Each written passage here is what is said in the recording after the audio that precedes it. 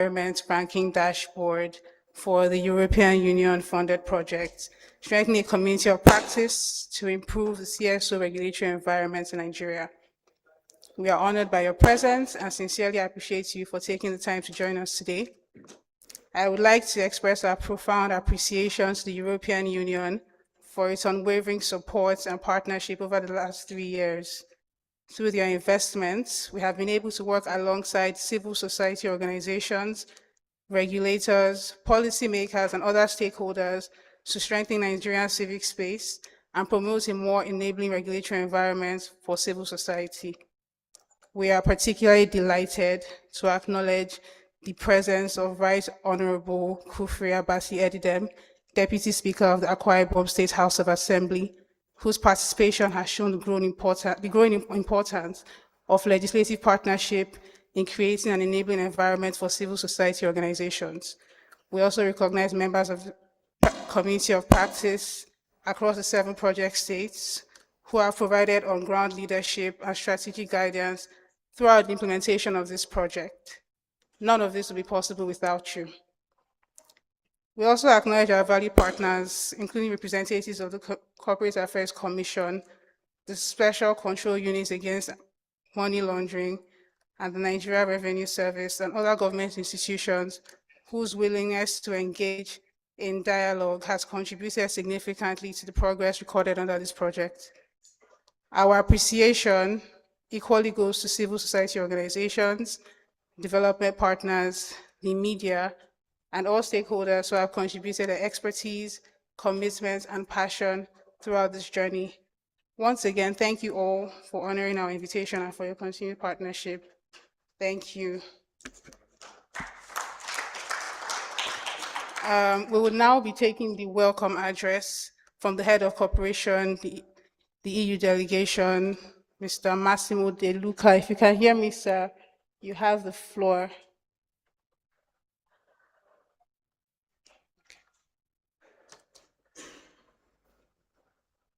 Yeah, good morning. I can hear you, and put on my camera.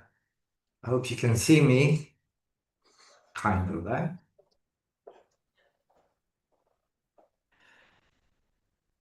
Yeah. I hope you can hear me well. Good morning, everybody. Okay, good. Thank you. So, good morning, distinguished guests, representatives of government institutions, members of civil society organizations, development partners, colleagues, ladies and gentlemen. Please permit me to stand on already established protocols, because in any event, from here it will be difficult to establish protocols myself. It is a pleasure to welcome you to the launch of the End of Project Evaluation Report and the State Ranking Dashboard for the project Strengthening a Community of Practice to Improve the CSO Regulatory Environment in Nigeria. On behalf of the European Union, I would like to congratulate Global Rights on the successful implementation of this important initiative over the past 3 years. I also extend my appreciation to the many civil society organizations, government institutions, legislators, regulators, and other stakeholders whose commitment and collaboration have contributed to the progress we celebrate today. Also, personal thanks to those I've got the chance to meet over the last couple of years, whether in Cross River or elsewhere. And the European Union firmly believes that an open and enabling civil space is fundamental to democratic governance, sustainable development, and accountable institutions. Civil society organizations play a vital role in representing citizens' interests, promoting transparency, advancing human rights, and contributing to inclusive policy making. Their ability to fulfill this role depends in no small measure on the existence of a regulatory environment that enables rather than constrains their work. Across the world, and indeed here in Nigeria, civic space continues to evolve in response to changing political, social, and regulatory realities. This makes sustained dialogue between governments, regulators, legislatures, and civil society more important than ever. Strong institutions are built through collaboration, mutual accountability, and trust. It is against this backdrop that the European Union was pleased to support this project by strengthening regulatory compliance among civil society organizations, promoting constructive engagement between CSOs and public institutions, supporting communities of practice across 7 states, and encouraging evidence-informed dialogue on regulatory reform. Today's launch is significant because it marks the presentation of 2 important knowledge products. The first is the independent end-line evaluation report, which provides an evidence-based assessment of the project's achievements, lessons learned, and recommendations for future programming. The second is the state ranking dashboard, an innovative tool that assesses and compares the regulatory environment for civil society organizations across Nigeria states. This dashboard has the potential to encourage constructive dialogue, support informed policy making, and promote positive competition among states to strengthen the enabling environment for civil society. As this project comes to a close, we should view today's event as more than the conclusion of an intervention, but as an opportunity to build on the momentum that has been created. The relationships established, the communities of practice that have been nurtured, the knowledge generated, and the policy conversations initiated provide a strong foundation for continued collaboration in support of democratic governance and civic participation in Nigeria. The European Union remains committed partner to Nigeria in promoting good governance, strengthening democratic institutions, protecting civic space, and supporting the meaningful participation of citizens in public life. I wish you a productive launch and look forward to the discussions and the reflections that will follow. Thank you very much.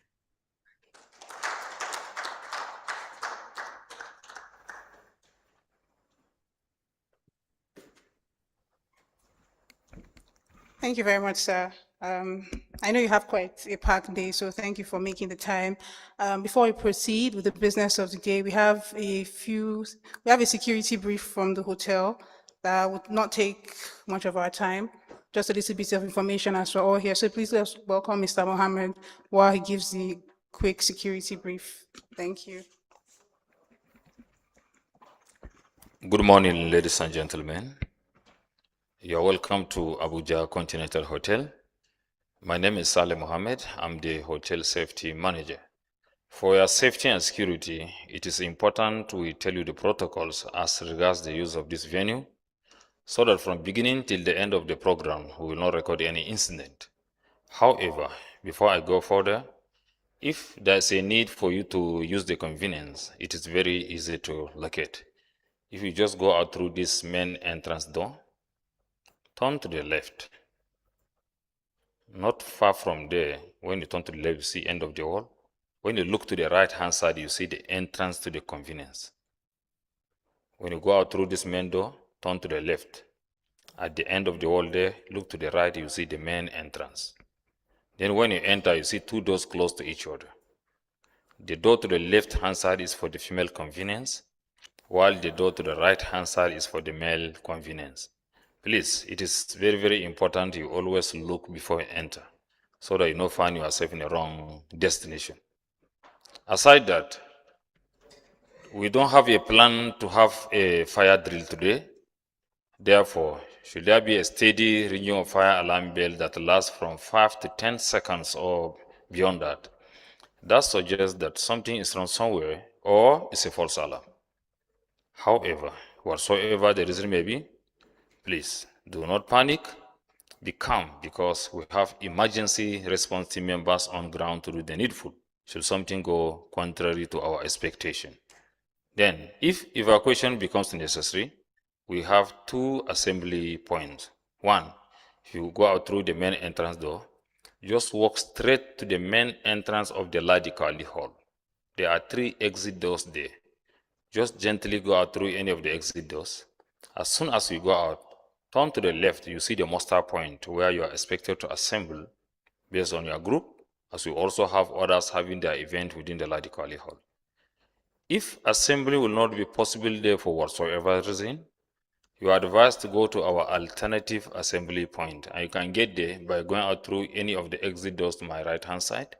As soon as you go out, turn to the left, you start seeing directional signages that will take you to the alternative assembly point. Then on the security aspect, this is a public place, as we all know, though it's a controlled environment. Therefore, it is important that your personal valuable belongings, more especially your mobile phone, should not be left unattended should you have a cause to leave where you are seated, maybe going for to the convenience, tea break, lunch, or whatsoever your reason may be, so that you not have a cause to complain of either loss, damage, or misplacement of any item. Just like other organizations, Abuja Continental Hotel will not be liable for that. So please be guided. We pray there will be no medical issues, but should there be any concern, please feel free and talk to any of our staff or the security at the main entrance there. They will call the first aiders closer by to come and do the needful. And whatsoever beyond first aid, we have a clinic on site you'll be referred to for better treatment. So without wasting your time, on behalf of the management, I wish you a successful program. Thank you so much.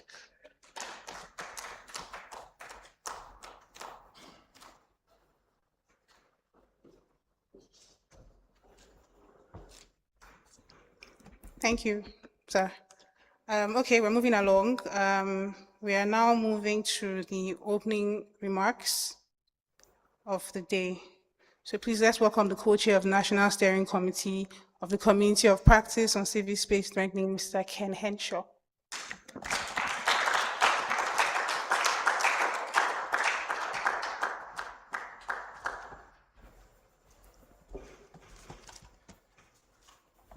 Good morning, everyone, and thank you so much for coming and being on time.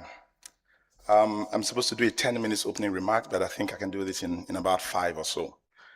It's my profound pleasure and honor to welcome you to this conversation around strengthening a community of practice to improve CSO regulatory environment and end of project report launch, as well as the launching of the 2025 state ranking dashboard. Thank you so much for coming. To start, I think it's important to remind ourselves of why we are here and why this project started in the first place. Civil society, organized civil society, has been in the forefront of every development effort in this country, from pre-colonial times to the fight for Nigeria's independence, and then the fight for democracy, and the fight to expand the borders of democracy and the borders of development. We have been key and instrumental. But unfortunately in Nigeria, civil society has operated in an environment that is largely restrictive on account of the several regulatory bottlenecks at the federal and state levels. At the start of this project, we documented just how many regulations were available, were in place, which CSOs had to comply with. And I think they were up to 50 or 60 different compliance requirements at the federal level. And then we have compliance requirements at the state levels. And this was considered too difficult and too restrictive, basically making it impossible for us to do what we do, which is expanding the barriers of governance in our country. And it was upon that background that this project was established and launched.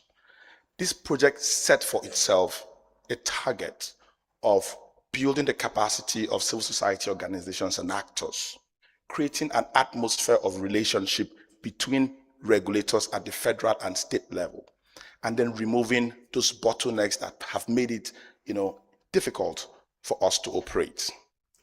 When we stepped in, we started an evaluation, and the report was shocking.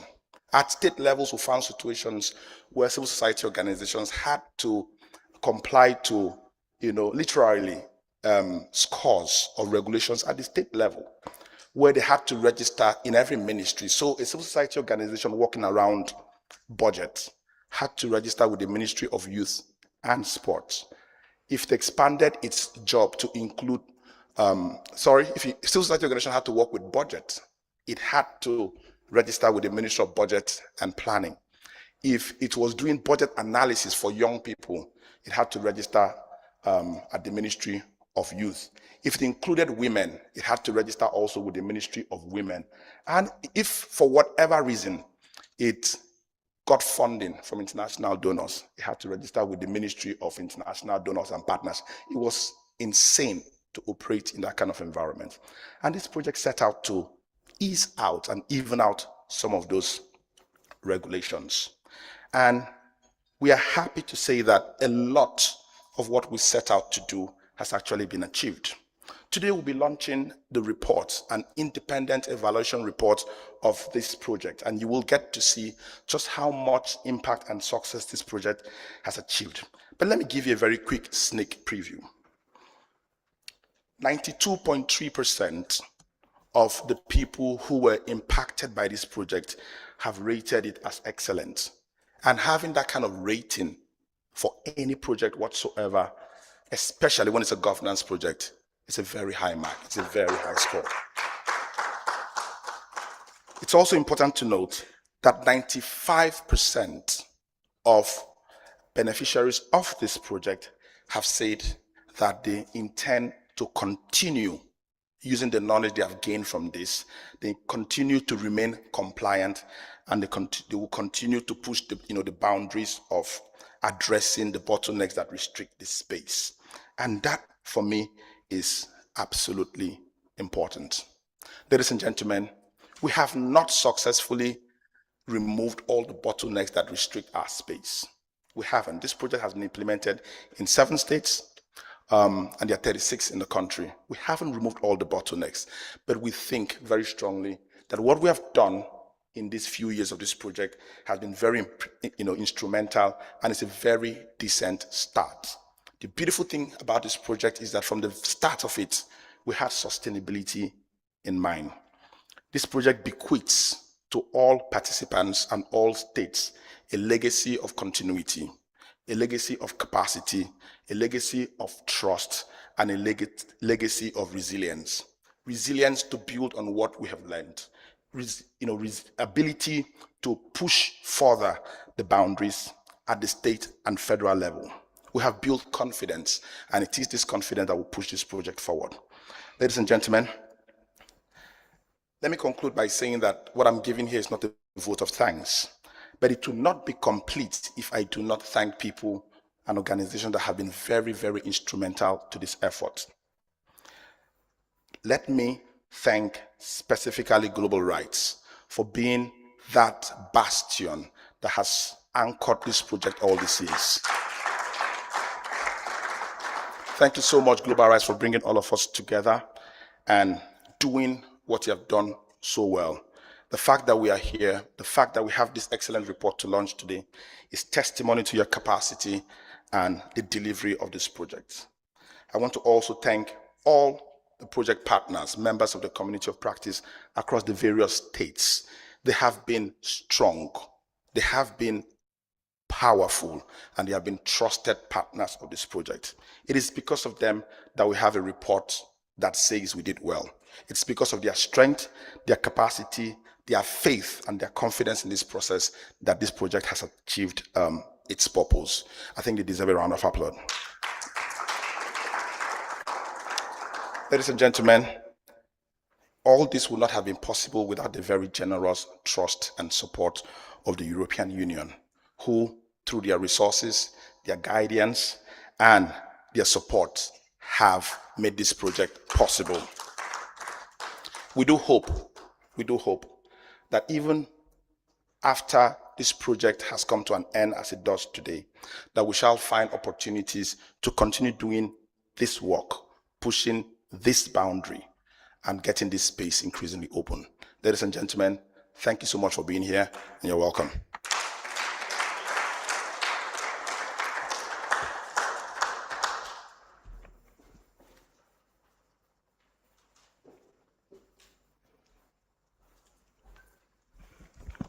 Thank you very much, sir, for those powerful remarks.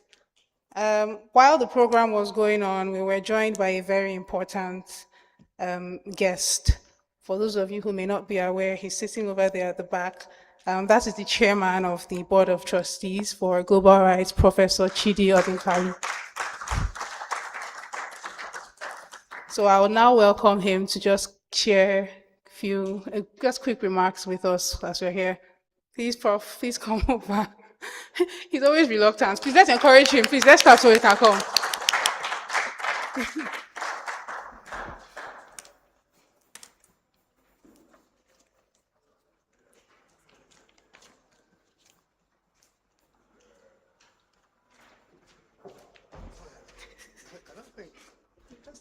Sorry, good morning.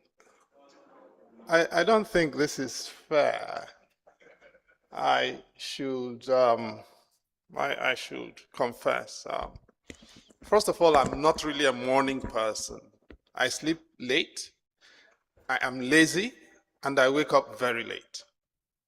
My brain doesn't start functioning until after 11 a.m.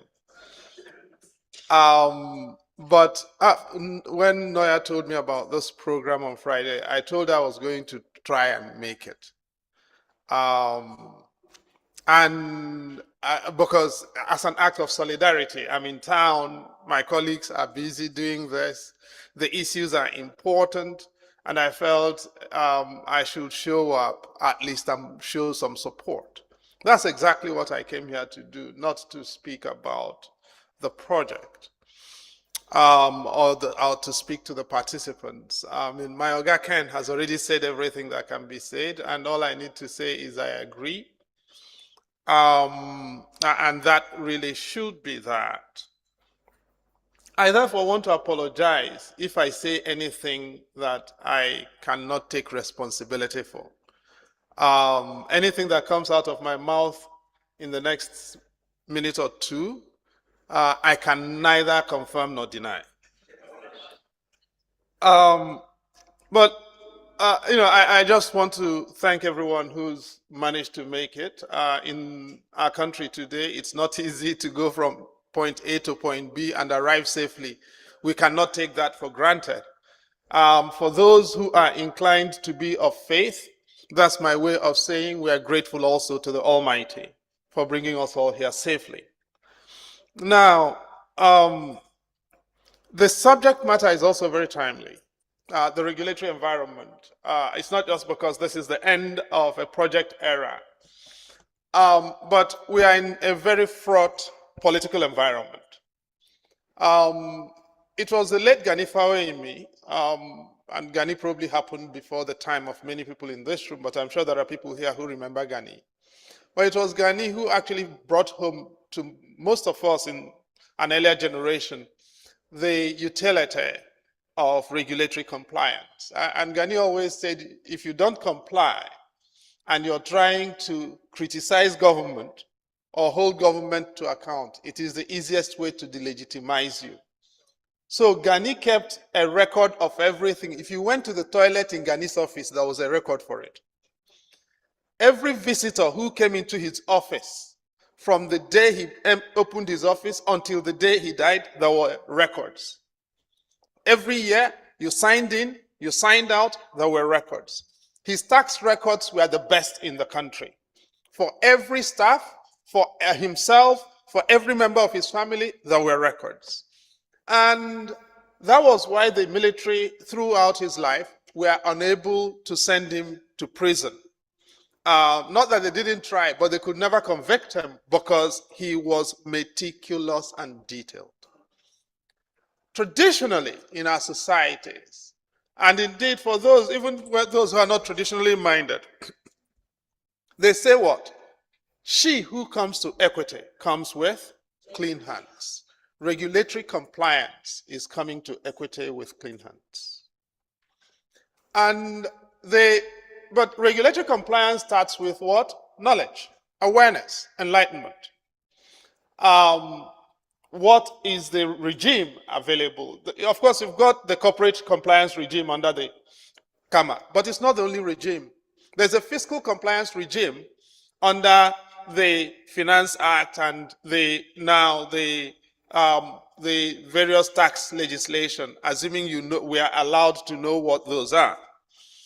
Now, but you also have other regimes. There is a social care regime that many people do not know about, involving pensions compliance, national health insurance compliance if you have more than 5 staff, right?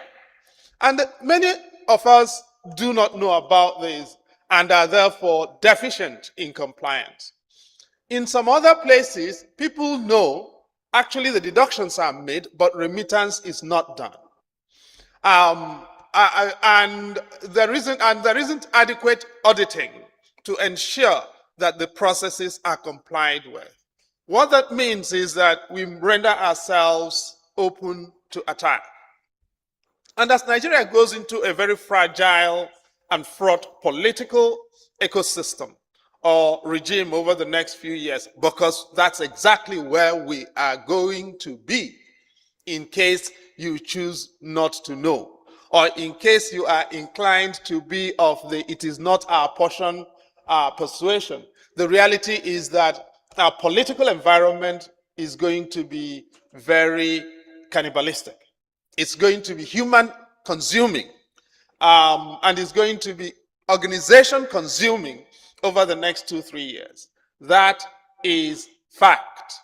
I'm not a babalawo, so I'm not giving you things that I have seen in visions. I'm just telling you the lay of the land and the evidence.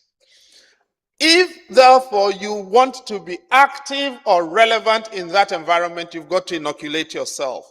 That's why this project is not just the conclusion of an era, an undertaking.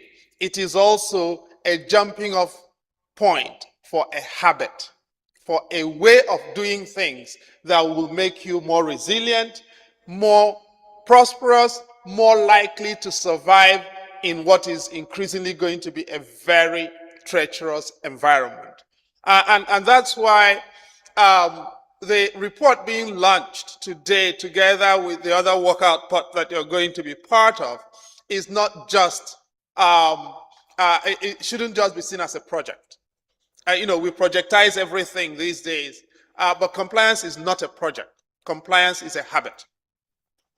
And my hope also is that those who have participated in this across the 7 states, 3 in the Southwest, 2 in the South, and 2 in the Southeast, will now become the nucleus of what should be a process of convection across the remainder of the country. And of course, narratives of marginalization are naturally going to accompany this. Why the South? What happened to the Middle Belt? What happened to the North? And I think we need to be aware and sensitive of those narratives and not be defensive about them. And the response, of course, is that this is a beginning, and that there's going to be additional undertakings, which hopefully will roll out to take care of those parts. So if this is a proof of concept, and the proof of concept says this is a viable idea, therefore, we now face the challenge of how to make sure that there is capture of the entire country. How do we also achieve sustainability that is habitual? The late Innocent Chukwuma, when he was the regional director of Ford Foundation for West Africa, reached a partnership with the Lagos Business School, Pan Atlantic University, by which they were to run precisely courses in this kind of thing, compliance, regulatory compliance, annually for different cohorts and certification for different cohorts of groups to make sure that that we covered as much of the country as possible. That now, of course, is no longer happening. But it seems to me that the possibility of interaction, of partnership, of collaboration with universities, at least with university-based centers, both in the south and in the north of Nigeria, or indeed in the north central, as in Abuja, for instance, should be part of the future imagination for this undertaking, to make sure that we are able to make it sustainable and not just make it reliant on whether or not an entity like the European Union remembers us. But I'm glad to be here. I'm glad that at the Global Rights we've been able to make this possible, or at least facilitated this. But I'm also glad to the leadership of the community of practice, and particularly to Ken, my brother of long standing, and I believe Ia, correct? Ia is the other. Okay, yes, Biola, yes. But I'm grateful to Ken and Biola for leading this. I do. That means at least that we do have intergenerational awareness and knowledge, but also deep traditions of struggle and commitment to social justice as the visionaries for this entire process. And my hope is that we'll continue to expand the universe of beneficiation and continue to keep hope alive, notwithstanding the auguries and the challenging context that we face. We've got to sell hope. We've got to renew hope. Not in the manner that the politicians promise. No. And we've got to contest their definition of hope, because akara and kuli cannot be hope. All right? No, let's be quite clear about that and be vigorous about it. We are in a country in which senior citizens are afraid of saying a word because they are afraid that they will die. Okay? Now, we are reforming policing, and senior citizens are keeping quiet in the face of what is a political atrocity. And that's why I decided, you know what, I've got to say something. Because our kids are going to ask you, Daddy, Mommy, what did you say? Daddy, Mommy, where were you? What did you do?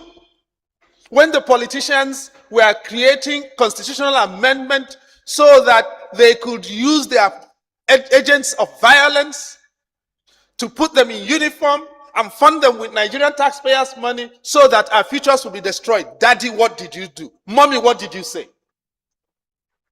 And I am being called by senior politicians over 60, 70 years to tell me thank you for saying what we cannot say. And I'm asking them, where the hell are you? I am 57 years old. I am old enough to die. Let me repeat myself. I am 57 years old. I have a 30-year-old child.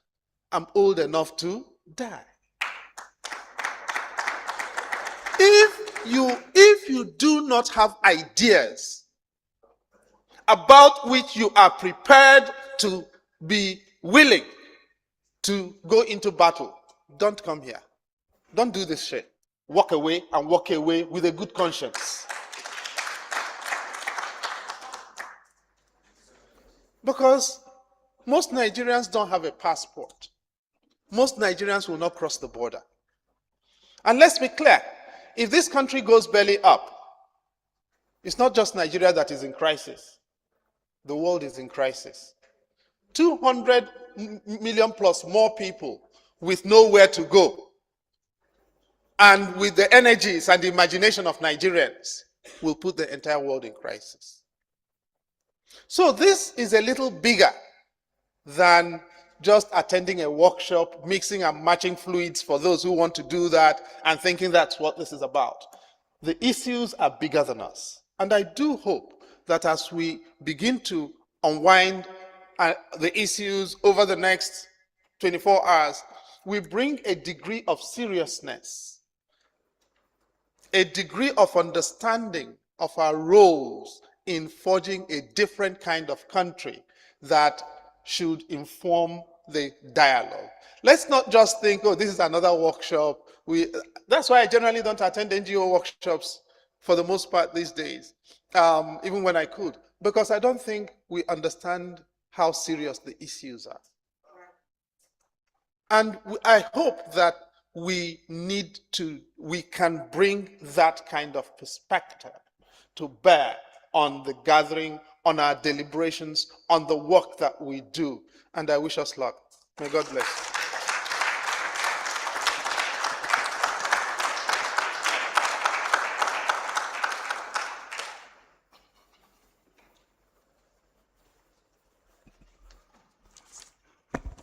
Thank you very much, sir, for those powerful words. It's always a pleasure to hear you speak. I'm sure now you understand why I insisted on He's gracing us with his words today.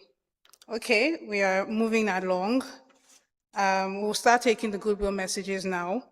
As the guests start to continue to arrive, we'll take their messages as they come. But right now, the first one we'll take will be that of Right Honorable Kufri Abasi, Deputy Speaker, Akwa Ibom State House of Assembly, to take quick goodwill remarks. Please let's welcome him.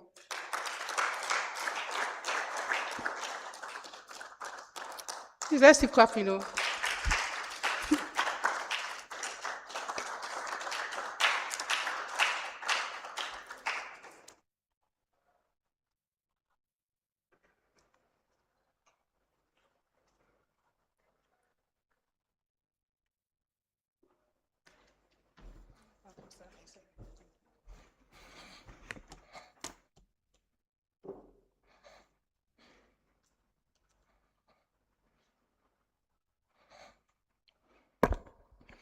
Thank you. Good morning, everyone. I'm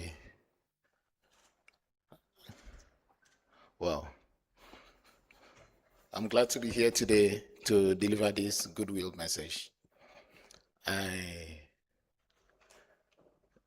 The members of the Global Rights Committee of Practice and everyone here present this morning, it's a privilege to fellowship with you once again at this special gathering to mark your end of project report and 2025 state ranking dashboard launch.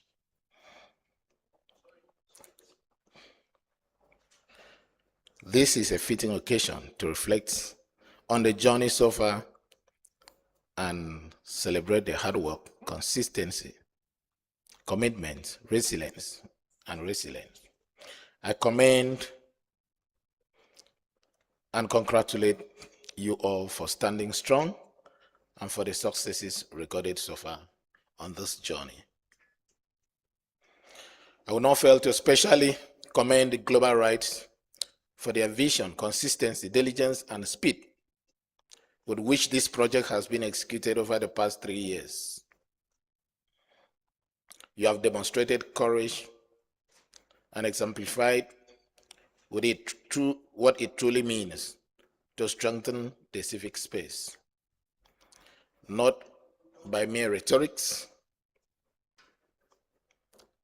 but through structured, sustained capacity building, cross-pollination of ideas, and sustained advocacy that has greatly impacted civic space, both at the national and sub-national level.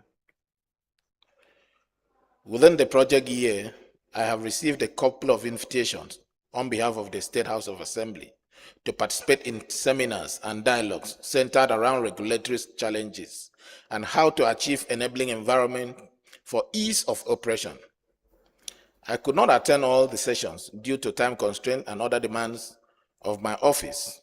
However, I made out time to attend some of those sessions as a mark of honor and commitment to its shared vision.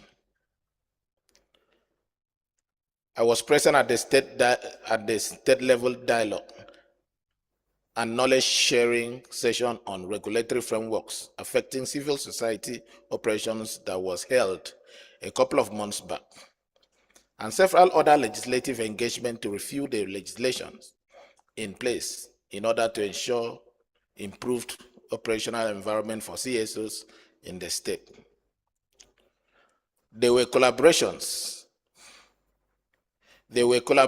also between CSOs with the local civil societies to better understand the practice challenges they face in registration and day-to-day operations, and I am aware of the support for evidence-based advocacy efforts that have helped to shape a more open, transparent, and accountable relationship between government and civil societies in Akwa Ibom State.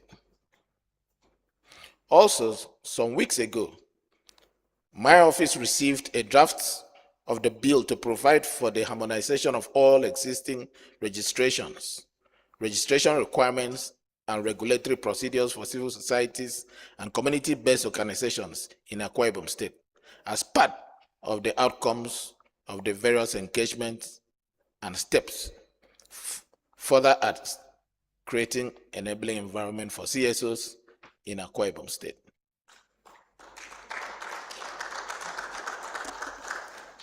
So far, there has been extensive consultations with some representatives in the Akwa Ibom State House of Assembly to garner support for the bill. And my research team has also made representation to CSOs at Akwa Ibom State level to reconcile some clauses before final draft is presented for the first reading at the legislative chambers. Commendably, I have been made to understand that Akwa Ibom State is the first state that has achieved this exceptional result in the whole of Nigeria. This level of commitment and dedication reflects a genuine recognition on our part as lawmakers in the state that a vibrant civil space is not a threat to governance, but a necessary partner in leadership to deliver good governance. Civil society organizations help governments to see further, hear more clearly, and deliver dividends of democracy to its people better than it could. This conviction is why I show up at any given time to lend my support to the CSOs. On this note, I acknowledge and strongly commend the European Union delegation to Nigeria, whose partnership and support made this initiative possible. This project stands as a clear example of the remarkable feats that can be achieved when government, civil society, and international partners work in genuine collaboration to achieve shared goals. As we celebrate this milestone, I especially encourage the EU to keep up the good work. Do not let this be the end of the road. The gains recorded through this project are gains that must be protected and built upon. I urge you to consider deepening and extending your support for civil society organizations across Nigeria, particularly at the subnational level, so as to ensure that the legacy created by community of practice is sustained and made to grow into a truly sustainable civic space for our country, Nigeria. Once again, I heartily congratulate you on this project closeout as we forge and look forward to the years ahead. Please be assured that the Akwa Ibom State House of Assembly remains committed to sustaining this partnership with the society, and we look forward to improve on the foundation this project has laid. I thank you all. Good morning.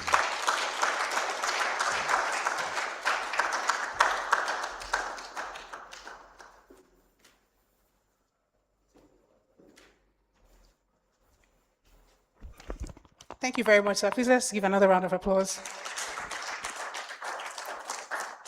As far as this project is concerned, Akwa Ibom State has really set the tone. It's one of our best performing states across the project. So let's also give another round of applause for Akwa Ibom State.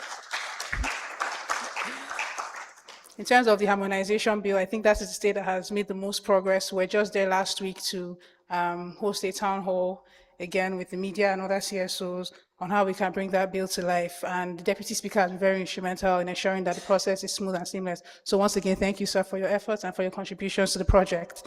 We are moving along.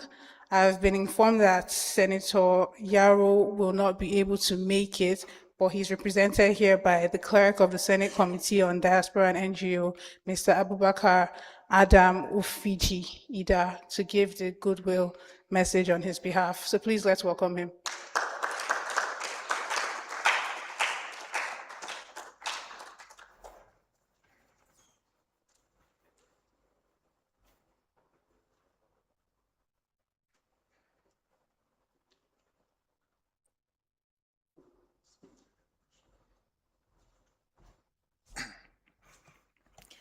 Good morning.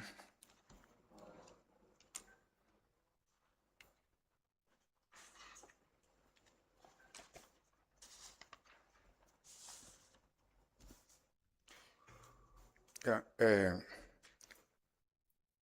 your invitation was sent to the Chairman, Senate Committee on Diaspora and Non-Governmental Organization, Distinguished Senator Ani Kambasi Etim, who, as a result of other official commitment, asked his vice to represent him. Unfortunately, he's unable to make it, and he asked me to present his goodwill message. So this goodwill message is presented on behalf of the Vice Chairman, Senator Anthony Siako Yaro. Please permit me to stand on the protocol that has already been established. It is my pleasure to extend warm greetings to the organizers, distinguished guests, development partners, representatives of government institutions, civil society organizations, members of the diplomatic community, the media, and all stakeholders gathered here today for the end of project report and dashboard launch, marking the successful completion of the Strengthening the Community of Practice on Civil Space Strengthening in Nigeria project. I commend Global Rights in partnership with the Community of Practice and Civil Space Strengthening and with the invaluable support of the European Union, delegation to Nigeria and ECOWAS, for implementing this timely and impactful initiative. Your commitment in promoting dialogue, collaboration, accountability, and democratic governance reflects the shared aspiration of building a stronger, more inclusive, and resilient Nigeria. A vibrant civic space is fundamental to any democratic society. It enables citizens to participate meaningfully in governance, promotes transparency, strengthens public institutions, and fosters constructive engagement between government and the people. The work undertaken through this project has undoubtedly contributed to enhancing collaboration among civil society actors and creating mechanisms for evidence-based advocacy and informed decision-making. The launch of the Civic Space Dashboard is particularly commendable as knowledge and monitoring platform. It has the potential to provide valuable data and insights that will support policymakers, civil society organizations, development partners, and other stakeholders in identifying emerging trends, addressing challenges, and advancing practical solutions for protecting and expanding civil space in Nigeria. The chairman of the Senate Committee on Diaspora and Non-Governmental Organizations reaffirms the commitment of the National Assembly to fostering an enabling environment in which civil society organizations can operate responsibly, transparently, and effectively in accordance with our laws. We recognize the indispensable role that non-governmental organizations play in advancing sustainable development, promoting human rights, supporting humanitarian interventions, and complementing government efforts across various sectors. It is on this note that the Senate Committee on Diaspora and Non-Governmental Organization is in the thought of coming up with a commission that will support the registration, existence, and operation of civil society organizations and NGOs, as the existing platform is not sustainable enough to give the country what it deserves. On behalf of the Senate Committee on Diaspora and Non-Governmental Organizations, I congratulate Global Rights, the Community of Practice on Civic Space Strengthening, the European Union delegation to Nigeria, ECOWAS, and every organization as well as individuals who contributed to the success of this project. I also encourage continued investment in initiatives that promote peace, inclusion, democratic values, and sustainable development in our nation. I wish you fruitful deliberations and a successful launch of the end of project report and civil space dashboard. Thank you, and God bless the Federal Republic of Nigeria.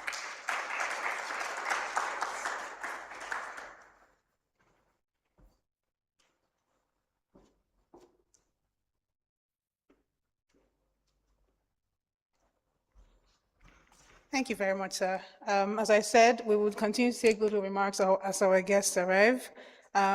We are now moving on to a little bit more of a technical session.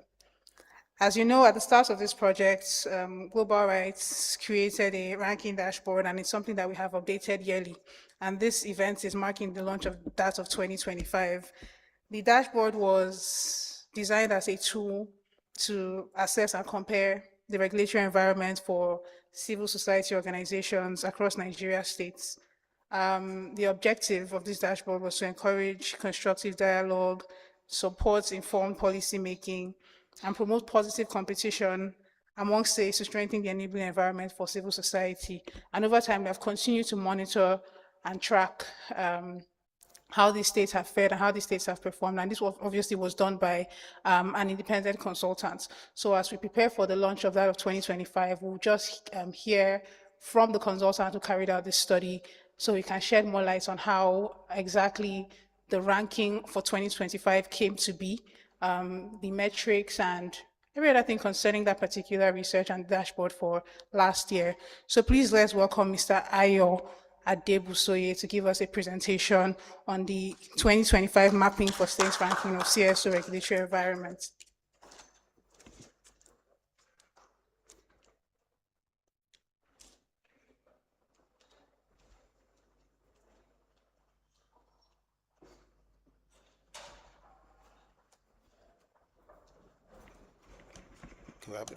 Good morning, all. Esteemed, distinguished ladies and gentlemen, honorables, senators, all protocols duly observed. And it's a very pleasure to be here. This is actually going to be something which a lot of us are already aware of because many of us are experts in the field. Many of us were part of this. And it's actually one of the first times that this has been done at the subnational level. So we're moving away from just anecdotes to evidence, to actually what's happening in the field. And it came from us, from ourselves. And the whole idea is moving from data to action. Next slide, please. It was nationwide coverage. We had over 372 stakeholder consultations, different focus group discussions that were had in each of the states and the FCT. There was a scoring matrix with, of course, there were 7 regulatory dimensions, pillars, which are based from the African Commission on Human Rights, freedom of association, freedom of expression, which has actually very comprehensive standards with regards to freedom of expression and assembly. And of course, starting from 2023, where the baseline was made, 2024 to update, and 2025. And the whole idea is not like, it's not the World Cup. It's not that somebody goes away with the Cup or Olympics. It's so that we can actually see where we are in our states and be able to advocate for strengthening the sector, the environment, because as we know all the work which we do, very critical work. Various studies have shown that in some areas of the country, a lot of development work is done mainly by the nonprofit sector, the third sector. So how we can make that happen at the subnational levels is what this is all about. Next slide, please. Okay, so we had various, the FGDs had various groups. We had NGOs, CBOs, community-based organizations, and even we had some regulatory bodies as well, ministries like MEPB. Many states, they actually, MEPB, Economic Planning and Budget planning, some women affairs who actually deal with the NGO sectors. They were also part of this. So it was something that we all had input from those sector experts who knew what is happening in the field. The subnational networks, some of who are here, were actually the ones who coordinated and ensured that they pulled in the participants at the state level, because they actually most subnational networks actually have to deal with things to do with regulations for their membership as well. So next slide, please. There were also 32 persons with disability who were there to ensure inclusion. These are some photographs from the various states' focal group discussions. Next, please. So the 7 pillars were the basis of the whole assessment. And the first one, legal recognition. We know that has implications with regards to states, any civil society being able to operate at the state level. We have a situation in some states, so they alluded to it here. I remember there was one, this even came from the Ministry of Economic Planning and Budget, that some civil society organization, NGO, wanted to do an intervention on, I think it was deworming, and it had a time lapse of maybe 5-6 months. And because the person had to go from the Ministry of, he had to get approval from Ministry of Women Affairs, he had to get from the Ministry of Youth, because it had to do with children, he had to get approval from Ministry of Health, and going up and down took them more time that the whole period for the project expired. So this is very key. Once there are those delays, there's those obstacles, once the environment is restrictive, even though it's not deliberate, what happens is that the work that we do, the critical work that is done in the sector, becomes a challenge. So under this legal recognition, there are various aspects to, is there a policy, for instance, or a law which actually, recognizes civil society in this subnational, of course, at the federal level, we have the CAC, Corporate Affairs Commission, CAMA, but what's happening at the state level? So that deals with that aspect of how is it recognized? Is there legal personality? Of course, Ogaidem is the legal personality guru at the subnational level. Now, what kind of enabling environments or laws or policies are there that recognize legal personality at the subnational level? And then how does the environment at the subnational level support your purposes, the activities that we do, critical activities that we do, advocacy, the public education, even development aspects? Is it really supportive of our activities at that level? And of course, sanctions and remedies, very critical, that is there a relief for us at the subnational level if we get pushback from the authorities? How do we get appeals? Can we appeal decisions of the subnational authorities? Then assembly regimes, do we have to ask for permission to even assemble? One of our sisters in Ekiti was telling us how this was even fairly recent, that they had to, they just want to go on a walk, peaceful walk, a very peaceful protest. It's not political, about the state of insecurity, which affects everyone. And they actually got point blank. They were refused just to walk peacefully. And this is a situation that, especially during this period, election period, campaign period, can actually become more restrictive, as we see. And this was in a state that we would think is quite moderate, Ekiti, which is supposed to be not known for that. Anyway, so that's where it comes to the assembly regimes. How much notification do you have to give? What's the process? And then protection of civic actors, human rights defenders. What protections are there? At the state level, we have a situation where when you just, like in Cross River, one of our colleagues, just by criticizing, or not even criticizing, showing that, look, this you say is there, is not there, to the governor, and he was taken and charged for treasonable felony at the state level. Ridiculous. And we have so many cases like that. So protection of civic actors at the subnational level, so many things are happening at that level. And of course, digital rights, that is coming up very big now with the misuse of the Cybercrime Act, for if I just abuse or guide them, or he can decide to take me up for that. So what are the protections for that? That is emerging, and that's something which really have to take seriously at the subnational level. Next, please. So this just shows trends over the 3-year period, where we see that for legal personality, for instance, it's happening. The legal personality, the yellow one. We can see that it's more or less remains the same. I think where we have the challenges is the sanctions, and that's the red one. You see it dipping, where we see that, like what we alluded to, there's quite a lot of pushback, there's more restriction coming up on a lot of what we do in the civic space. So many cases are there, someone complaining about the military welfare, and they get picked up.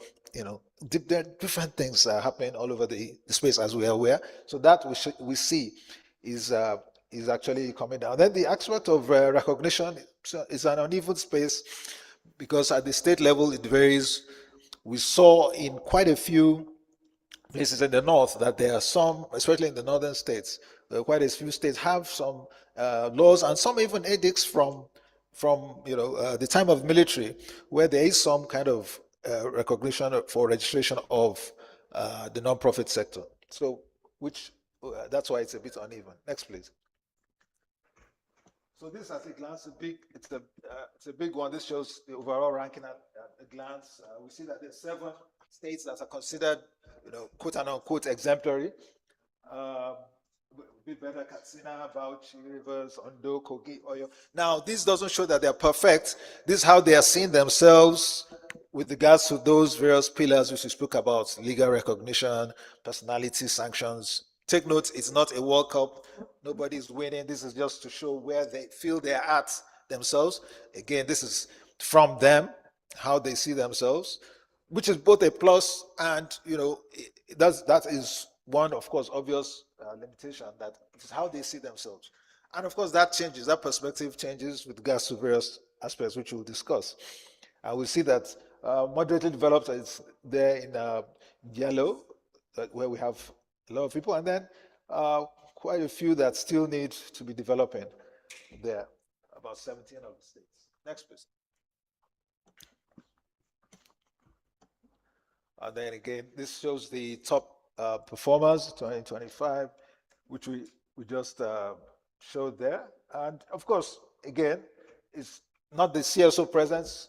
This is what comes out of this. That is not enough, because we have a lot of CSO presence, for instance, in the Southwest, but administrative practice and protection, because we would think that, okay, something like Lagos, should be, and really just like the example which we just gave now, that shows that even if inadvertently, it's not like, but just things are there which need to be improved on, and which they are actually, they concede, because even as a result of all what we're doing here, we're actually in Lagos State. I know our people there are actually at a very advanced stage, by which the Ministry of Economic Planning and Budget, they have actually called together with the Cabinet Office, pulled other agencies together to be able to agree on a one-stop shop for civil society registration. So we're hoping that that also sees the light of day, and that's because of all the work which we've been doing here with community of practice, with the dashboards. And I think, again, one of the things going forward is that this just has to be continued, especially real-time feedback, so that we know exactly where we are. Next, please. Again, this just shows, again, in a different place, that we have states, the exemplary states, about 7 of them that are exemplary states. Moderate one, between 80, the scores have useful frameworks, but inconsistent implementation. So the frameworks may be there, because generally, in fact, that's one interesting thing, that many times things are just done. For instance, I'll give the Lagos example. When we ask the Ministry of Women Affairs, that, do you even have a memo? Why are you registering? Why are you registering NGOs? They don't know. They don't want to do it, but it was just a convention. And it's possible that it could be from the days of Better Life for rural women. Maybe that was when they started, because they don't even know. And actually, it's a botheration for them because they are not, they only focus on women issues. And then somehow they'll say, okay, people just say, go and register with Women Affairs. Still, again, people have to register with Ministry of Youth. So a lot of things are not clear, but people just do because of convention. And I think that's one of the things that this dashboard, going forward, can actually bring to highlight that why are we doing what we're doing at the subnational level? Out of convention. What memo? Do you have a memo, a policy, anything guiding you? No, we're just doing it. So those are some of the areas where you see many in that state of developing. Next, please. Okay, these are some regional trends. This shows from the 2023 is in blue, 2024 is in yellow, and the green for 2025. And we see that for some of the regions, for instance, we see there's some improvement. North Central, it's mentioned, most consistent over time. Southwest, there was a dramatic upward shift. There was one thing that could attribute to that. I know Ondo, there was a big shift in Ondo because when we spoke to them, when we asked why is there this shift, it was low. There was issue of access that was not granted in the previous years that they've now started being granted now. So there was some shift with regards to that in the Southwest. And then, of course, civic space remains fragile, and of course, context dependent generally. Next, please. So the biggest movers, again, this is not naming and shaming. It's not nobody's getting a gold medal or anything. It's so that we can know our advocacy points at our subnational level, what we need to do to push the narrative. We see that Ondo led that charge for the reasons I just mentioned with regards to the biggest movers. There's Ebonyi, Bauchi, Taraba, Kogi, Ogun. They were like those that changed between 2023 and 2025. And then we saw those that dipped a little bit from Kogi down Zamfara to Enugu. Cross River especially dropped sharply, highlighting the risk of civic space there. There's been a lot of issues that came up from there. Next, please. So one thing first is that, yes, legal recognition is improving, but not yet institutionalized. We alluded to some of that. Most states rely on policy or draft frameworks rather than enabling laws. So many times, even the policies are just, where is it? We don't know, it's there somewhere, So converting draft policies into signed policies could move formal recognition coverage from about 1/3 to about 3/4 of jurisdiction. So that's something that is a quick win for advocacy, and this is what this is supposed to bring out.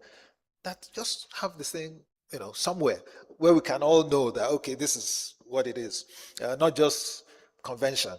And I know many states are in that process of doing that, and I think that's really important that this could, get done.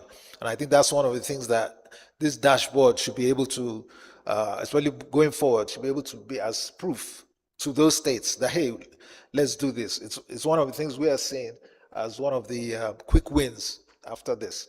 So just let it be comprehensible to civil society at your state. Next, please. Legal personality, registration access exists, but it varies. And again, the aspect of formation, because there are various aspects to it. The issue of how long does it take? The time frames for registration. Like I gave that example of, if I took longer than the duration of the project itself or that intervention. So how much does, and that is a huge thing. But in some states, it doesn't take long, a week, 2 weeks. But so that is something we need to look at, especially for those states that are still developing. It's something which could quickly be fixed, especially when those states see that the other states where this is happening in real time, and I think it's something which, again, one of the quick wins you can do from this dashboard. Next, please.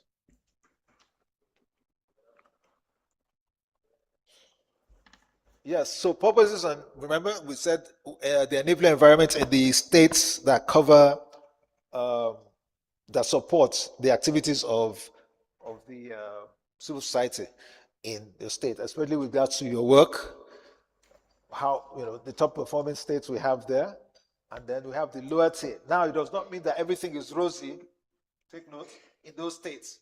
Just shows that they've been improving. There's some improvement with regards to expression, public FOI. Of course, for instance, is there any state that has the Freedom of Information law enacted in at the subnational level? So that's one area. And many states don't recognize. Some states recognize jurisdiction, but some states don't. And some have fought it, again, including Lagos, which you think they should be, very open. So we need to look at that, how do we ensure that the environment in our states supports our activities? And that's where we're going with that. The issue of autonomy. Okay, next. No, it's all right. You can go on. So again, we mentioned this is our weakest area, sanctions and remedies. How do we challenge when our activities get restricted in our states?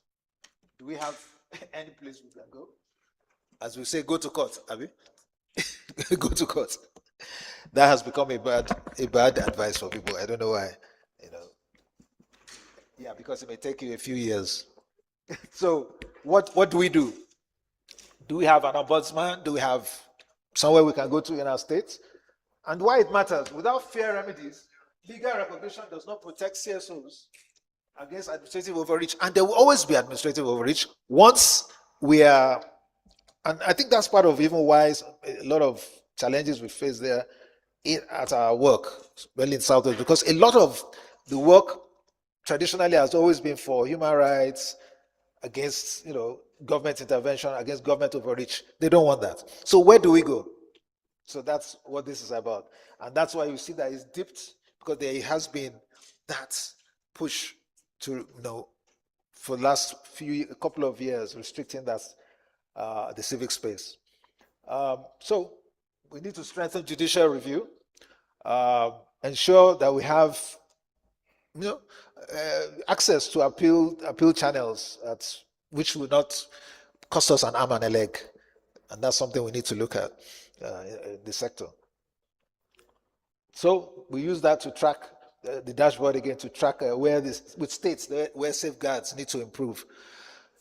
It's something which is very critical for the sector, especially between now and next year, because there's going to be more. We remember last in 2023, some states suspended activities of civil society completely in the state for a period during that campaign period. That could happen again. So again, from now, there needs to be that robust advocacy and strengthening of the sector at the state level, because it can happen. Even the local government suspended activities of civil society in 2023. Next, please. Assemblies and notifications, again, we alluded to that. And we see here that, quite a few of our states have opaque or complicated notification regimes. That's with regards to assembly. You have to, is it permission you get from the police, or are you just asking for, are you just notifying them so that they can give you protection? That's always the debate. Is it permission? Without their permission, you can't go on your peaceful walk or assemble. That's always the debate, right? And it's really an issue. The Ekiti case, by the time they wanted to insist on going for their peaceful walk, and the Commissioner of Police came out and said, if you guys go, we're going to use Form K on you. How many of you know what Form K is? So that in case they use it on you. Form K, have you heard of it? You better hear Form K. Somebody could Google it on AI. Form K, they can bring it out. That means the police can take you to prison while looking for evidence. Form K. I think that's one that we need to see how we can get out of Form K. And that's why they stopped. They can take you to prison, that they are looking for the evidence, but go to prison first. So this is a very heavy one that we need to really work on. It's there. And that's why they actually stopped, because they realized, well, at this stage, because the Commissioner of Police himself came there. For their peaceful war, it's just a walk. They're not armed. They're not just peaceful women and, everybody else. Nobody just going for a walk. For something that concerns everybody. Very important that we look at that. Next, please. Okay, the digital space. You see that there's protection gaps there. Protection from retaliation. So again, the maximum is 5. We're hovering around that 2.5 to 3 with regards to online criticism. How the way it's going, again, we know that people go to excesses, but the way it's going is that we will not be able to say anything apart from praise of those duty bearers without having the risk of going in for this against with the Cybercrime Act, them invoking the Cybercrime Act. That's the way we're going, unless there's pushback, because that seems to be where we're going with this. Anyone could post. So whether that's what they are doing with him at the moment. You may not like his policy, you may not agree, but should that be the reason why you be clamped down? DSS will come and carry you, and it becomes as if you are the one who has kidnapped all the children in the States. No, just because you're expressing what even those who are in power did when they were in opposition. So I think let us look at this very clearly. The digital space, it is something that is obviously needs attention because it is being used. It has been weaponized. The Cybercrime Act is being weaponized, and a lot of work needs to be done by us in this regard. And that's why we see where we are. The whistleblowers, do they have any protection right now? Those are things we need to look at. Because for any democracy to survive, especially now, we need to have that thriving role where we can actually criticize people, even online, because that will bring that check and balance that we have. We cannot have everybody just singing praises, or else we have no democracy. Next, please. So this is basically meant to be, I was saying, this scoring, interactive scoring, the trends, the ranking, they're all meant to lead us to where the reform in the sector, where the whole environment at the subnational level is made more fit for purpose. That's basically what it's about. It's not about, again, nobody's getting any medals. It's about ensuring that let's make the environment, because that's where people are working, at the state level, at the subnational level, and local government level. Very few national NGOs here in Abuja, but at the state level where it's happening, where the rubber hits the road. So let's make sure that this dashboard becomes a reforming monitoring tool. By the time you go to the dashboard itself, you'll see all the details, sub-indicators there, so that could be something which could push the narrative in the positive direction. Next, please. So here are some recommendations as a result of that. So from the federal government side, civic space protection to be harmonized, align our national compliance frameworks with constitutional freedoms. The idea of having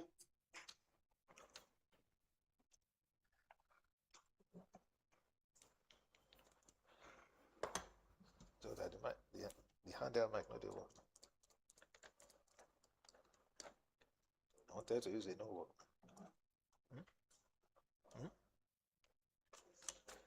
Because that's why I don't know. It has resurrected. Hello.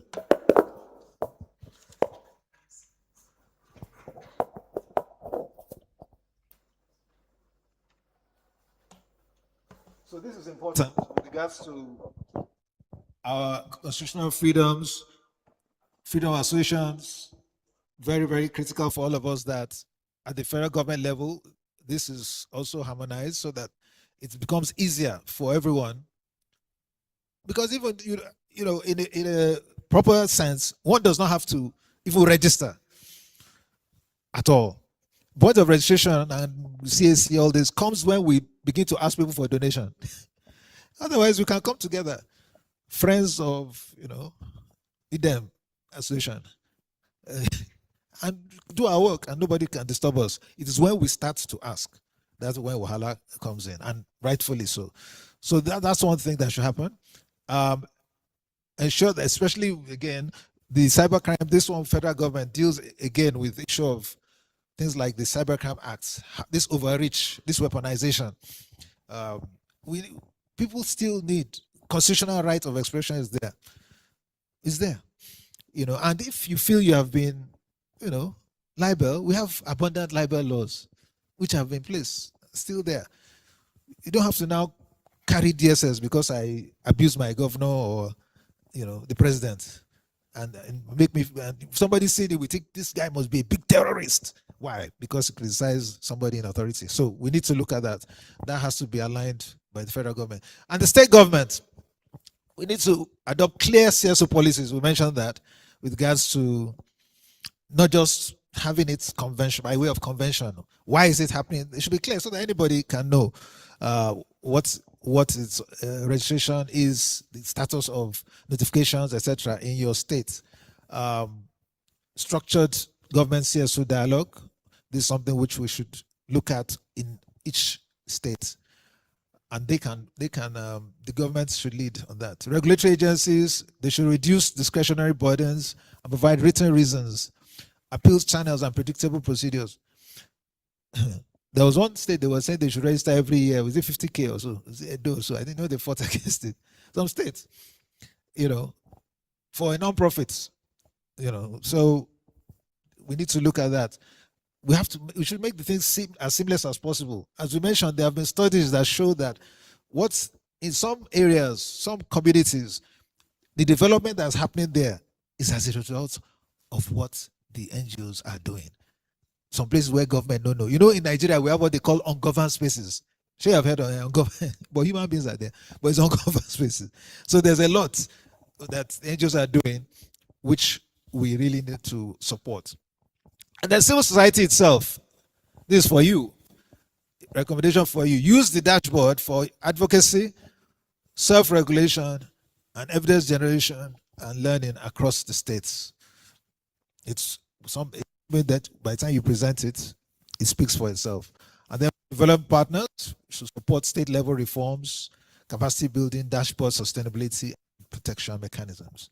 Next, please. Okay, so basically it's not the beginning, it's not the end, but it's the beginning of reform monitoring, and it's up to us to make it happen. Thank you very much.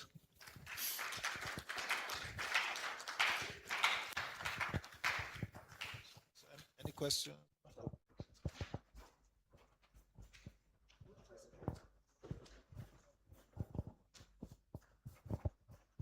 Okay. I know some of us have questions or comments, but if we do, please let's just note them down. We will take them after, because there's another presentation that will follow, which might give more context to what has just been presented. So we can take all the comments and reflections and feedback together. But before we do that, while the session was going on, our presence was graced by Honorable Victor Obuzo, the chairman of the House Committee on Civil Societies and Development Matters. Remember I said earlier that as our guests come in, they would give their goodwill remarks. So please let's welcome.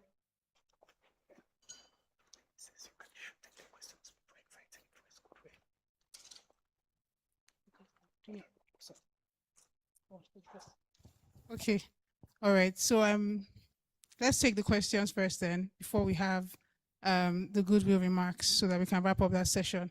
So do we have any questions or comments on the dashboard that was just presented? Okay.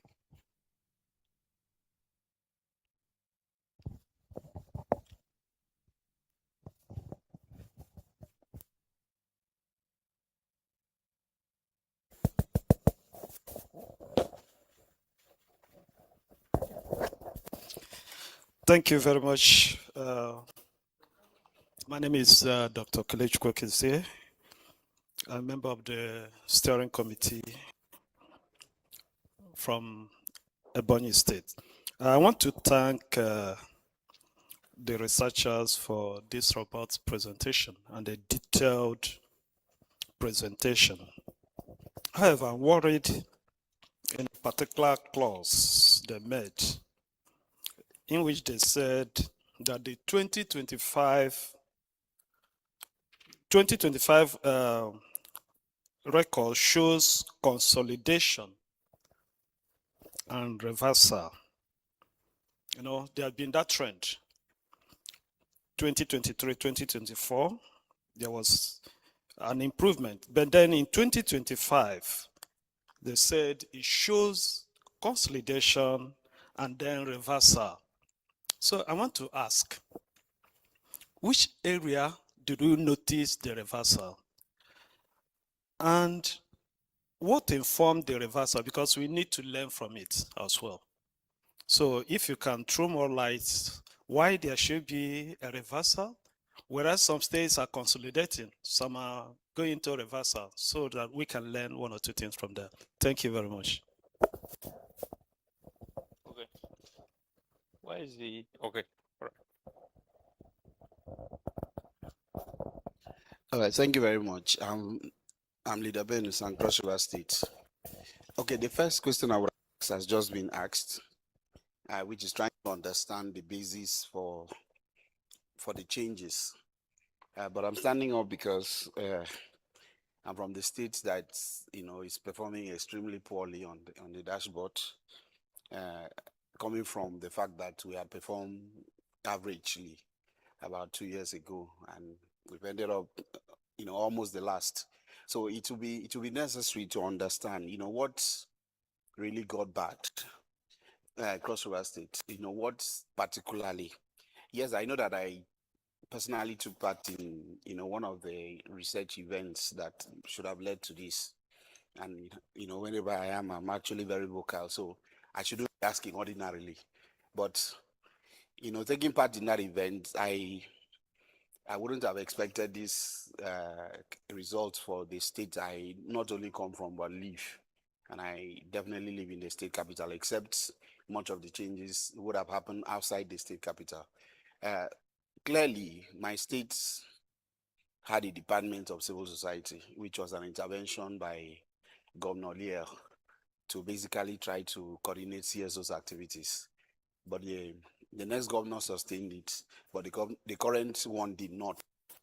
But other than that, I think, you mentioned the Agba Jalingo thing and all that.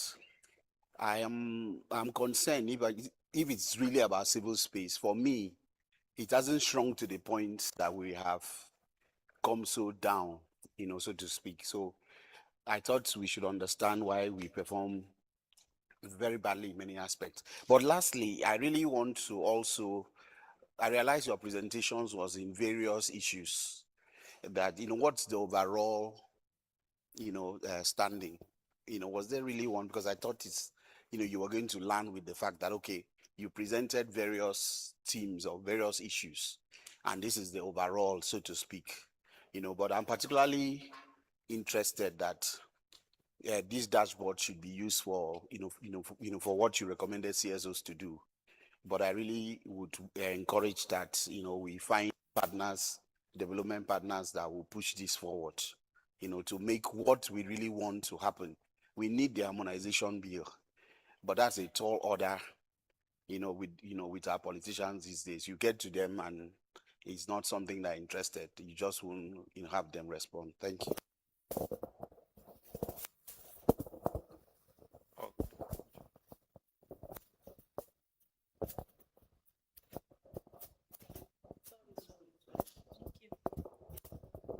Thank you, sir. My name is Busai Obishakin from Osun State. Like the first two speakers said, their question was my first question. One of the leading 7 in the last report. So we want what actually happened, that we are now one of the worst. Um, the other question that we want to ask is that is this ranking report is going to be sent to us so that we can actually and study them and then have the basis for our campaigns. So that's the second question. Thank you.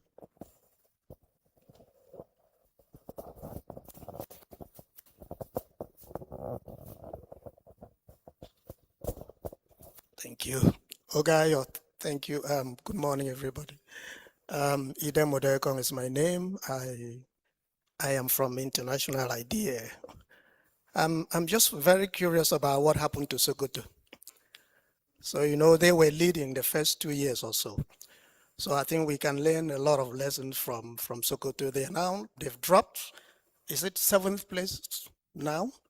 So even though I'm happy, actually, my state that was second to the last is now, I think, it's moved further up, even though still within the red zone. But let's talk about Sokoto. What happened?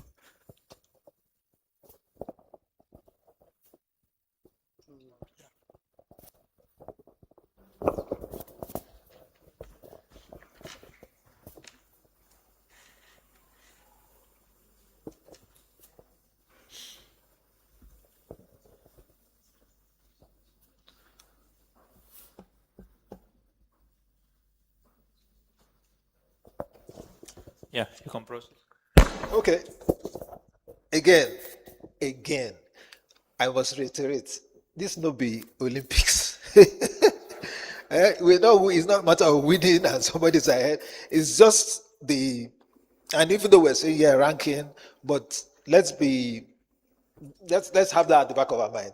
It's not like somebody's ahead and we have to, it's what's happening in our state. It's really to us to evaluate what's really happening in our state.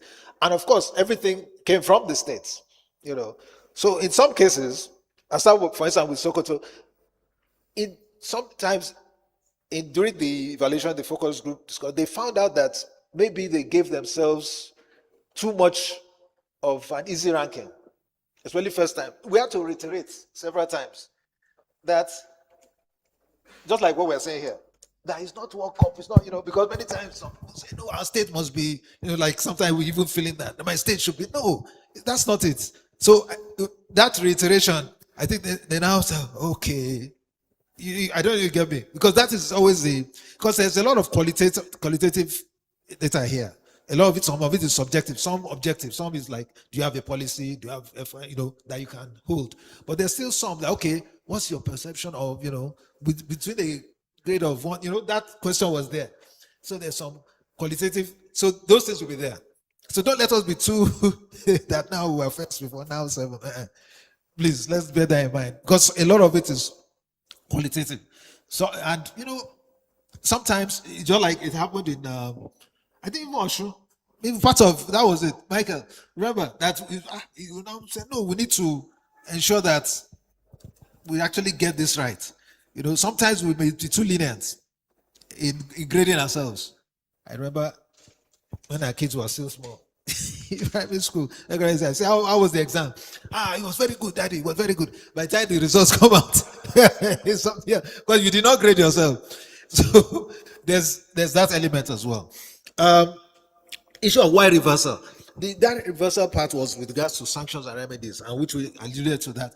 There's that's happening, that there's a lot of that happening now where people are being pounced on for speaking out. I mentioned this, although this was more recent, but it's happening where peaceful protests, they are clamped down, even at the state level, and they are even, has anybody found out Form K? I said you should Google it now. Exam. What's Form K? Form K.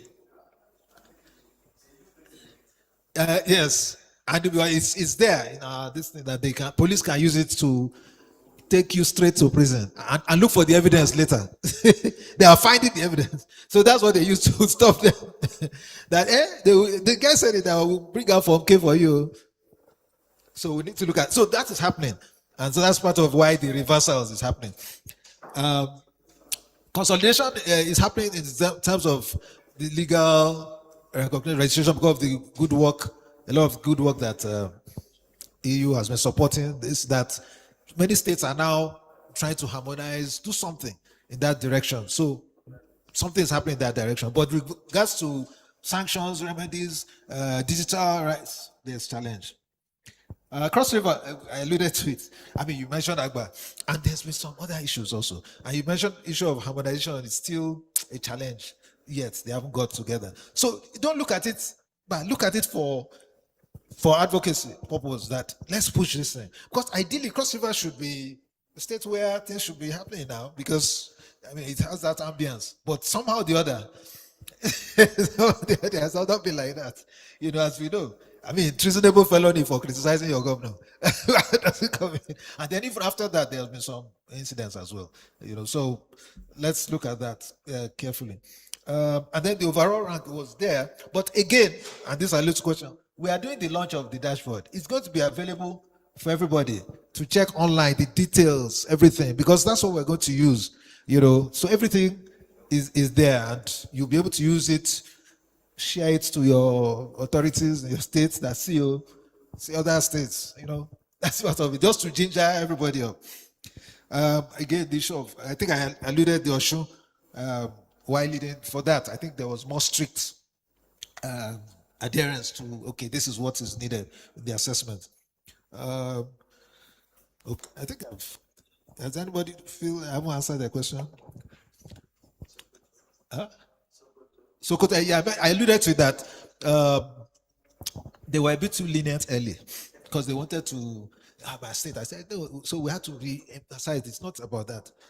And because a lot of it is qualitative. So, you know, be more realistic about what is on ground like that. That's basically the reason what happened. Okay. Anybody else? Thank you very much. God bless you all.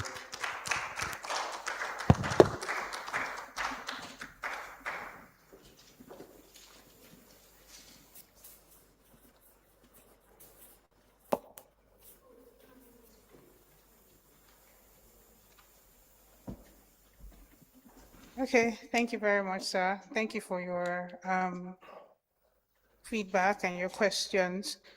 Okay, I think Honorable Buzo is ready for us now. So please let's welcome the chairman of the House Committee on Civil Societies and Development Matters, Honorable Victor Obuzo, to deliver his good remarks. Let's clap now. Are we tired? That's better.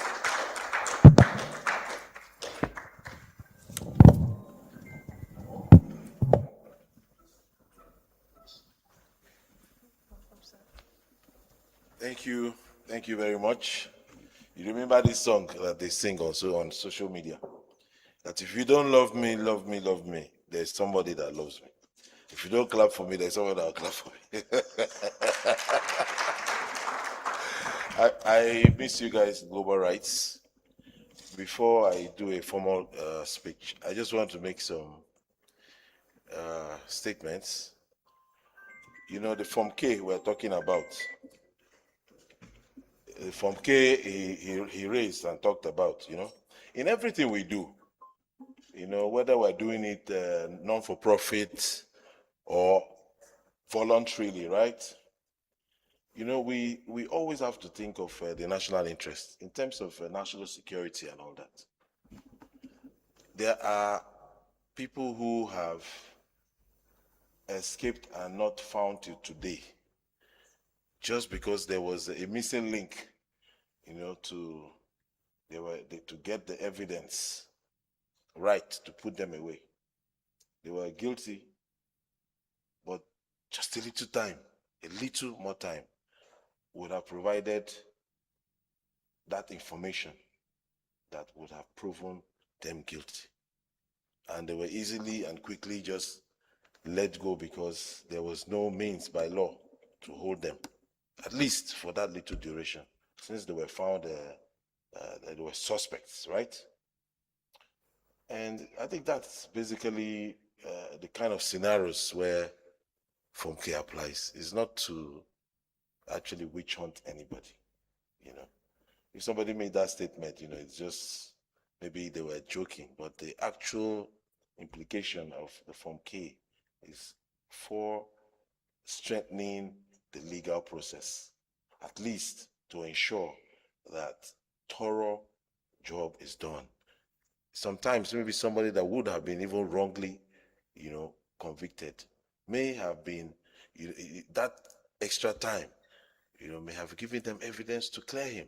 So, we should be guided when we're trying to look at certain things and instruments of government, Thank you for listening to that.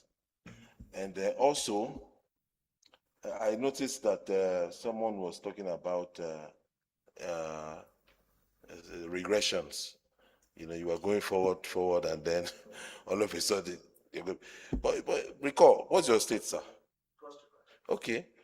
Your people from your area have been in the news. Yes.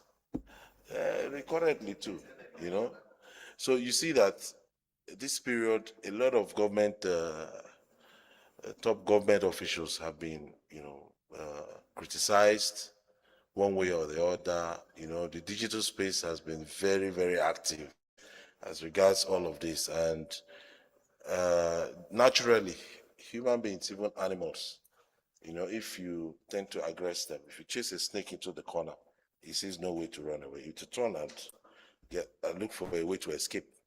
So naturally, when you keep on attacking people aggressively, they will tend to look for means to make you to stop. It's a normal thing. We should understand, the human nature, when we are dealing. So they will also look at any loophole in the law. And then when they bring it up, it's also good that they bring it up so that in the future, it may have been amended. In other words, your action has caused a reaction for that law to come up, and then they need to amend it so that it does not restrict the space later, So human nature is always dynamic, and it will continue to be dynamic. And I think for majority of what I quickly looked at in terms of the summary, is we have been very busy this past 3 years as civil society. We are all civil society, but I do voluntary things too. But we have been very busy confronting the government in power from every corner, left, right, center. You must agree with me. And that is why we've been having, activities. Let me use that word. I will be having activities all over the country, There was a meeting I attended with civil society friends also, where we're talking about access to justice, and I made a statement there. So the up and coming young ones also, the fact that there's constitutional rights, freedom of expression, freedom of speech, freedom of everything, right? They should also be groomed about how to go about expressing these rights and these freedoms, because being you can be violently aggressive verbally, right? Not physically. It's not about like when it goes to striking another person, you can strike a person's in different ways, and most of the time, you find out that they always cross the boundaries. They always cross the boundaries. These boundaries, you are looking at boundaries where the human nature, that nobody across board, if you take a study, you find out that the answer will be they crossed the boundary, but they were still on their rights of way. Do you understand? They were still on their right of way. And how many people will you be able to now refrain at that point in time from going wrong? No matter how knowledgeable the people are, you've seen very educated people lose it and later come back to apologize. That was because of the way they were confronted. So I made that statement that we also need to understand that we don't have to push the other party into reacting in certain ways that are not acceptable, right? So we don't have to do that, but we have the right to always express ourselves. So that one should be incorporated in, in our tutoring of and bringing up of young people, younger generation. In the USA and all those places, you see when they talk, you see how they are. Some of them even put their hands behind their back, and they might, their voices might be raised and all that, but the limits are there and the point is made. And at that point, any person being confronted that does the wrong thing, you see they convict them straight because the evidence is clear that So I think let's be guided in all of these. I've moved the civil space a lot, and we are all human beings. We're all partners in this nation building. Before I got to the National Assembly, I was an engineer, and when you saw me on the road, you will not say that's one of the honorables. Let's look at what to do to him, I'm still a human being even here. Like you and myself, I still take care of people. I still have little ones and family people at home that are suffering, that need assistance. I'm still, flesh and blood. So let's see government in that way, and let's always approach government in that way, so that people who are now opportune to be in power will not use that power and look for a way to restrict your ability to function. So I think human nature plays a lot in achieving what understanding human nature, plays a lot. We have to respect human nature also, So thank you for that space. I'll go straight into my little comment. I was with Global Rights when this dashboard was launched, the project. I was the first, I think I was the second also, and I think this is the third. That's why I try to make sure I come around, and this marks the end of it. So it's only proper for me to give my goodwill. So I am Honorable Engineer Victor Obuzo. I represent the good people of Ahoda West, Oba Egbima, Ndoni Federal Constituency. I'm from Rivers State. And the chairman of the Committee of Civil Society Organizations and Development Partners in the House. Let me acknowledge the country manager of Global Rights, the representatives of the European Union delegation to Nigeria and ECOWAS, if they're here, the development partners here present, leaders and members of the civil society organizations, the members of the press, distinguished ladies and gentlemen. So it's always my honor and privilege to join you today at the launch of the end of project reports and the 2005 state ranking, rather 2006, this is 2006, right? But it's 2005 because it's ending 2005, 2006. The state ranking dashboard for strengthening the community of practice on civil space strengthening in Nigeria project. I sincerely commend the Global Rights, the community of practice on civil space strengthening, the European Union delegation to Nigeria and ECOWAS, and all partner organizations for their commitment over the past 3 years to promoting and enabling environment for civil society organizations in Nigeria. We all know that a vibrant civic space is indispensable to every democratic society. Civil society organizations complement government by promoting citizen participation, advocating for accountability, supporting the vulnerable communities, strengthening democratic institutions, and contributing significantly to national development.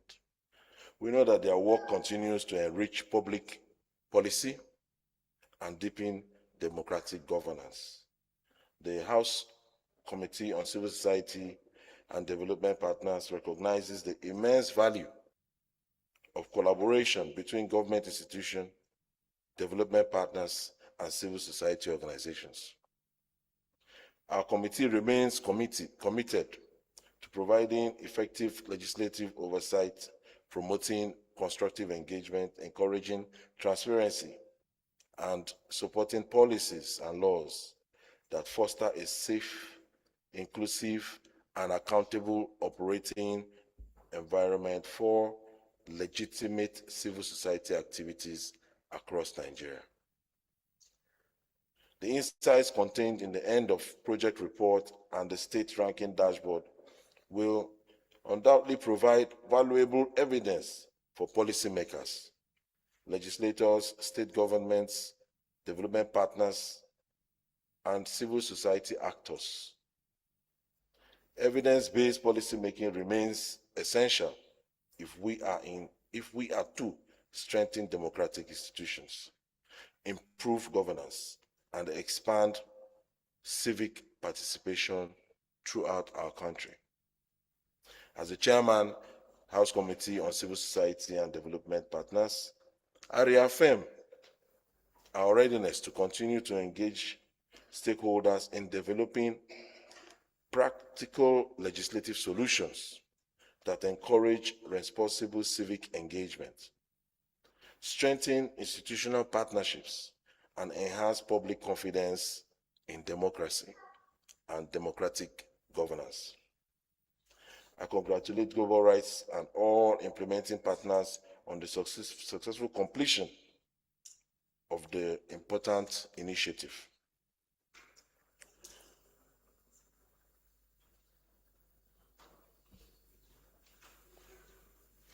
Right. Of this important initiative. And I encourage all stakeholders to sustain the momentum created by this project so that these achievements will continue to benefit our nation long after the project has ended. So on behalf of the House Committee on Civil Society and Development Partners, I thank the European Union delegation, Global Rights, the community of practice, and every organization and individual whose dedication has made this initiative a success. I wish you all a fruitful week, and thank you for allowing and recognizing my participation throughout your project. God bless Nigeria, and God bless all of us. Thank you very much. Thank you.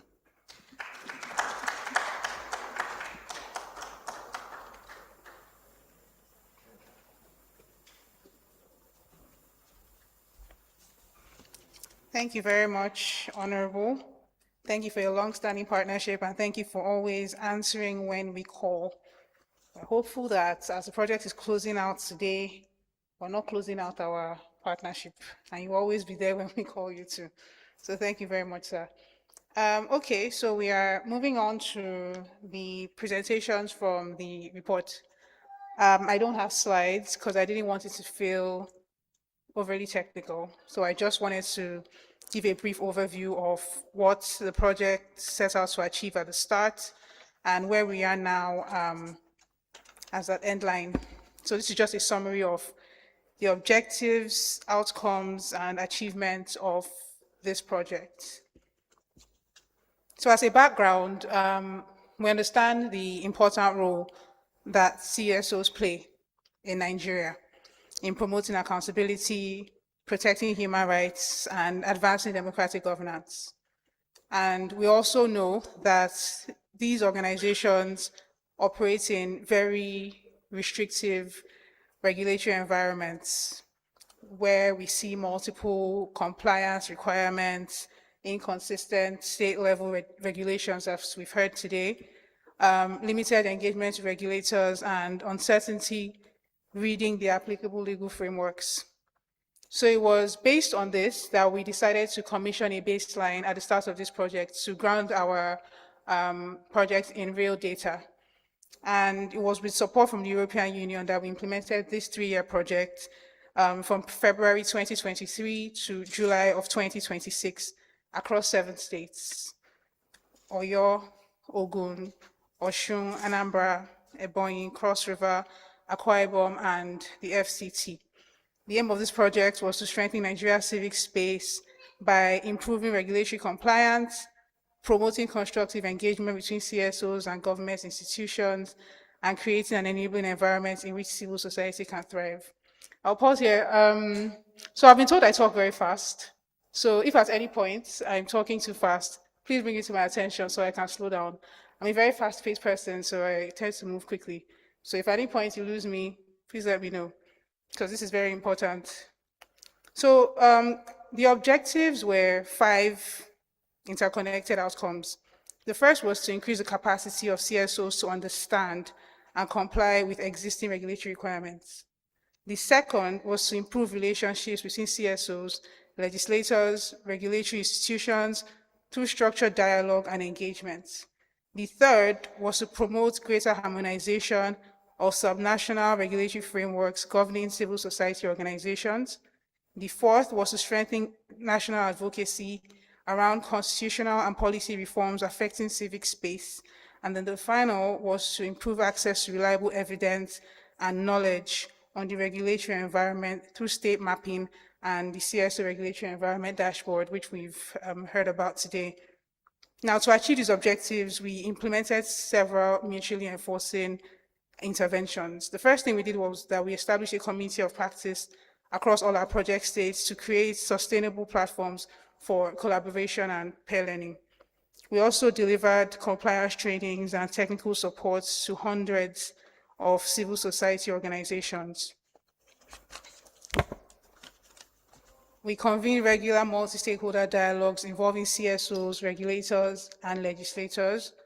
We supported evidence-based advocacy through policy engagement and constitutional reform efforts, and then we developed and continuously strengthened the CSO regulatory environment dashboard to provide comparative data on civic space conditions across the state, part of which we've seen today. Now, what are the things that this project achieved? As of Endline, as of June of 2026, when we carried out an independent assessment of the project's achievements, these are some of the things that we identified. First, we were able to strengthen CSO capacity. One of the project's primary objectives was to improve regulatory compliance among civil society organizations. So the project initially targeted 320 CSOs, and we exceeded this target by training 473 CSOs on Nigeria's regulatory compliance framework. We helped them understand and meet obligations relating to CAC, SCOMO, tax authorities, and other regulatory institutions. We conducted 38 trainings, more than double the target of 16 trainings that we had initially set out at the start of the project. We also strengthened dialogue with government. So the project improved engagement between CSOs and government institutions. Across all our states, communities of practice facilitated regular meetings with lawmakers and regulators to discuss practical reforms to improve the CSO operational environment. And at the national level, through the projects, we're able to have advocacy engagements with the CAC, SCOMO, the Nigeria Data Protection Commission, members of the National Assembly, the House Committee on Civil Society and Development Matters, and the House Committee on Rules and Business. The project also helped advance policy reform. So this project supported the development of a model harmonization policy designed to simplify and harmonize CSO regulatory requirements across the states. And Akwa Ibom State, like I said at the beginning, has taken significant steps towards domestication through the leadership of the Deputy Speaker of the State House of Assembly. At the national level, the Community of Practice also collaborated with members of the National Assembly to review proposed amendments to the CAMA, while simultaneously advancing advocacy for the amendment of Item 32 of Part 1 of the Second Schedule to the 1999 Constitution. As part of this process, a formal memorandum has been submitted to the National Assembly Committee on Constitutional Review, just to ensure that the issues remain part of the ongoing constitutional reform agenda. Another thing this project achieved was evidence generation. The project invested in evidence generation to support advocacy through the development of the CSO Regulatory Environment State Ranking Dashboard, which provides comparative information on the civic space and regulatory environment across Nigeria. The dashboard was first launched in 2013 and has now been updated with the 2025 rankings to provide policymakers, regulators, and CSOs with credible evidence to inform future reforms. The project also convened 6 regional conferences across the South-South, Southeast, and Southwest to create platforms for dialogue between civil society, regulators, legislators, and development partners. Now, what are the things that the project achieved more specifically?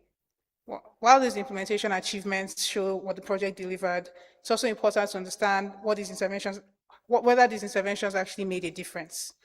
So that was why we commissioned next year to conduct an independent monitoring, evaluation, and learning to undertake an end-of-project evaluation.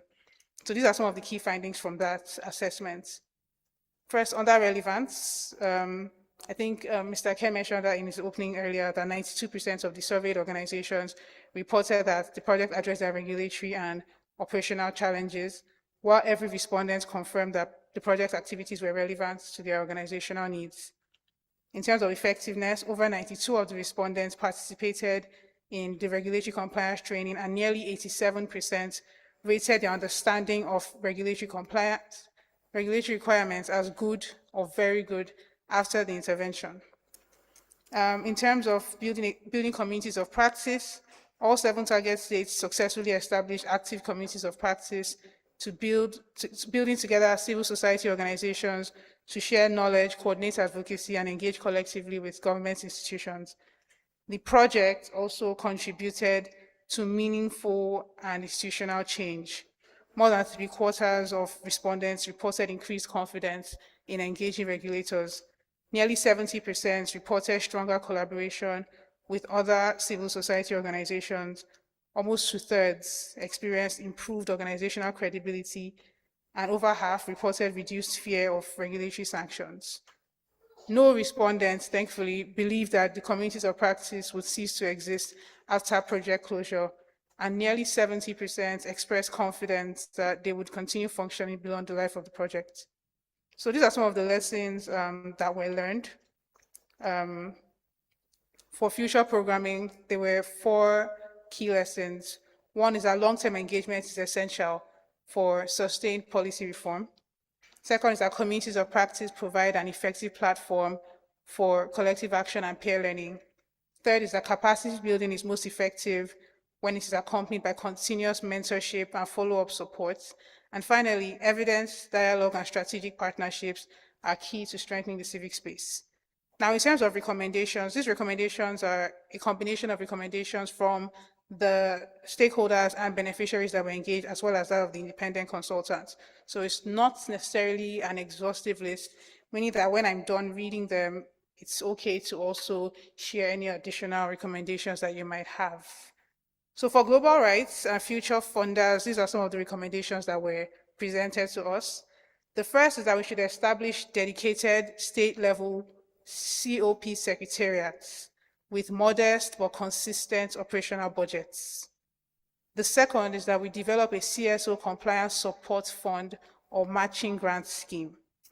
The third is to embed at least one state-level project liaison in each target state. The fourth is to redesign the trainings as multi-session modular programs, as 2-day trainings were consistently described as insufficient. The fifth was to deepen legislative and high-level regulatory engagement. The sixth was to integrate grant writing, financial management, and digital security into future curricula. For state governments and regulatory bodies, these were the recommendations presented. The first was to adopt a one-stop shop model for CSO registration that allows a single ministry-level registration to fulfill requirements across multiple regulatory bodies to reduce compliance burdens. Another was to establish dedicated CSO desks in state ministries of justice with trained, accessible, and consistent staff mandated to support CSO compliance queries. Another was to create and publish a transparent annual calendar to help CSOs anticipate and plan for compliance deadlines. Another was to designate liaison officers specifically for CSO engagement and ensure their consistent availability at joint trainings and multi-stakeholder forums. I think some of the regulatory bodies are here today. I know that CAC is here, so I hope they're taking notes. And then for CSOs, finally, the recommendations were that first, we should formalize internal compliance committees or designate a compliance focal person to sustain regulatory practices post-project, to actively expand COP membership with deliberate outreach to rural and community-based organizations that were underserved in the current cycle, and then to leverage improved compliance status to access new donor opportunities and diversify organizational funding, and then to engage in peer mentoring within and across states, using knowledge and relationships built through the project to support less active organizations. In conclusion, the project has demonstrated that when civil society, government institutions, regulators, and development partners work collaboratively, meaningful progress is possible. This program is therefore both a reflection on what has been achieved and a call to sustain these partnerships, build on the evidence generated, and continue advancing the regulatory environment that enables civil society to contribute fully to Nigeria's democratic development. Thank you.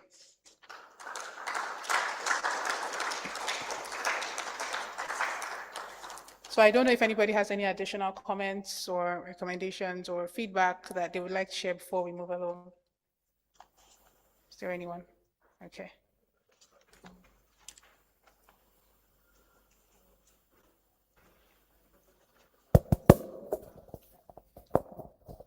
All right, thank you very much. I really enjoyed listening to that.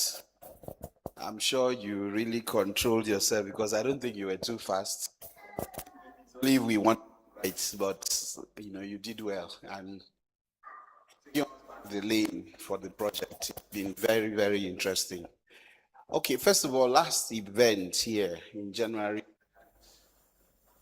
requested that post-project, if there is any way, the dashboard, because the dashboard is integrated in the project, it's part of the project. So is it going to phase out with the project? Advocated, and I think we generally agreed that we will find a way to sustain that. Okay, well responded. I hope we formally would be sustaining it somehow. Okay, then the second part is I'm thinking that the sustainability that led to us having the action plans was going to be highlighted. Is it the fact that the project is over, the action plans? Sorry, second part, because I think indirectly, maybe you just emphasize the first because you had responded last time. Yeah, which is the dashboard, continuation of the dashboard. So the second part is the action planning we did in the States. So is it going to not continue because the project is over, or we will have to be advised to find a way to do that as the state or whatever?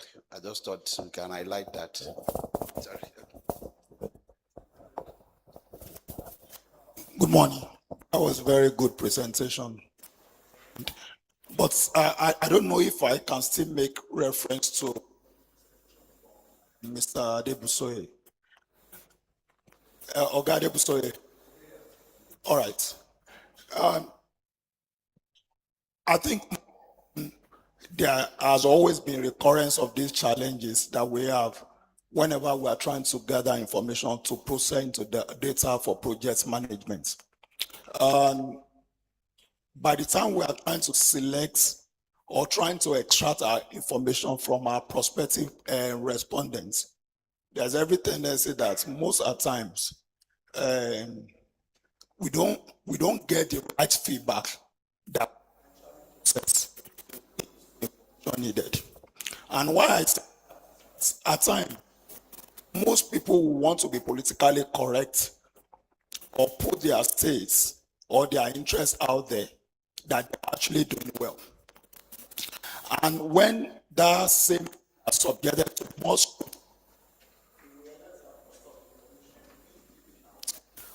not actually the true reflection of what is going on. We're having in terms of inconsistency on the where people used to be and where they are now. So to call attention of especially consultants or we in civil service that most of the time we have to put it at the back of our mind that some of the information we want to extract, there should be a backup plan for us to, like whatever we are getting, to actually know that we are like two-term authentication. And there's an experience in my home state some times ago. There was this statewide family planning reproductive health project that was done. And when people came around to do assessments to evaluate how far the projects have gone, my state came up with very beautiful presentation. And when all the Southwest states, they were involved on that project, and we went to Lagos, we saw the best story ever. We said we have achieved, we are doing pretty well, not considering all those challenges we are having. And not knowing that the donor were going to use that as a yardstick to actually select those people they will have a follow-up. Because if you say you are fine, you are at this place, there's every tendency that I'm not going to work with you again because you have already achieved our objectives. So eventually they drop our state and they selected those ones that identified that they actually have some challenges. And at the end of the day, they were the ones supported subsequently. And we now were on that level. Up to now, those states, they are still being supported in family planning and reproductive health. Meanwhile, we that went there and told the whole world that we are doing pretty well, we are nowhere to be found. So I want to commend the job that Oga Adebusoye did.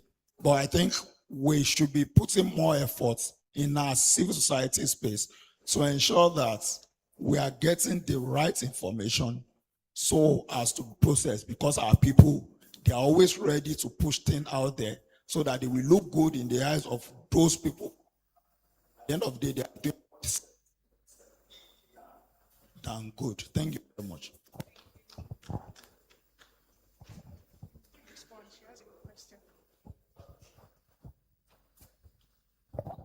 Thank you so much. Good morning, everyone.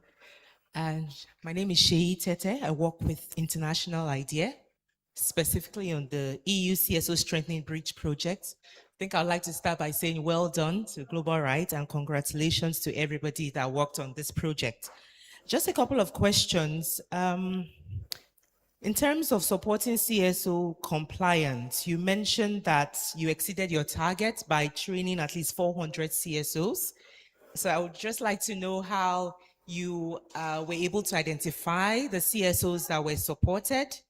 And you also, I don't think you talked about whether you saw an improvement in the compliance level, within the CSOs. If you could just talk a little bit about that, whether there was an improvement in compliance.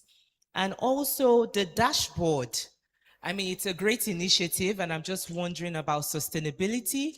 What does Global Rights, I mean, you appealed to development partners to support with sustainability, but specifically Global Rights, how do you, after the EU support has ended, how do you plan for this initiative of the dashboard to be sustained or to continue?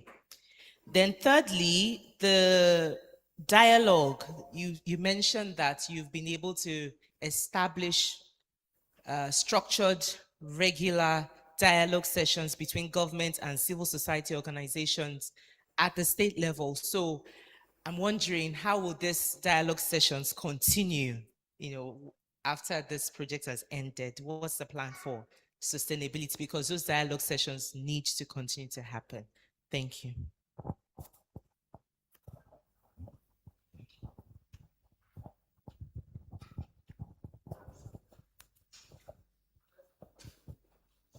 Thank you. The last speaker concerning the sustainability has one of the questions that I want to ask.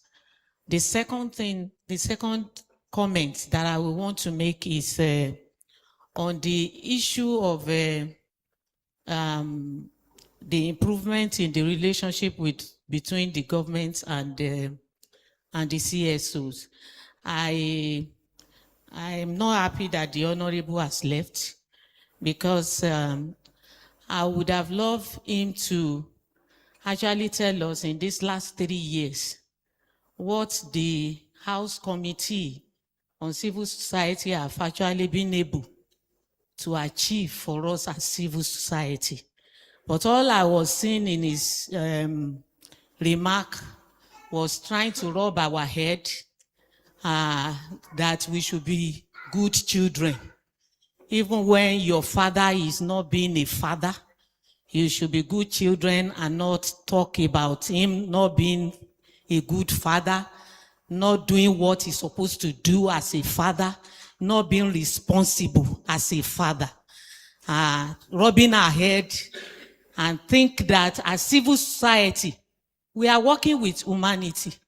And personally, I don't know the opinion of others. I couldn't see a human face in the kind of government that we have been having in the last 12 years. And for us to now, as civil society, because they in the house, they are singing on your mandate. Are they expecting us also as civil society to be singing on your mandate? And the humanity will continue to suffer. So I don't know the kind of, what is it that the house is actually doing for us, the Committee on Civil Society. What have they achieved for the civil society in these last 3 years? I know I always see Honorable on all our meetings, but I was expecting for him to point out to us what his committee have been able to achieve for us in these last 3 years. And I've not seen anything. And it's so bad, in fact, I don't know. But I want to now say to the global rights, how do we continue this engagement to actually make the father that we think we have to actually do what they're supposed to do as fathers in this country, and to do that which they're supposed to do for us as civil society, to make our work to be more, for us to be more secured in doing our work, for us to be able to achieve more in helping humanity. These are my questions, and these are the questions that is going on in my mind. Thank you.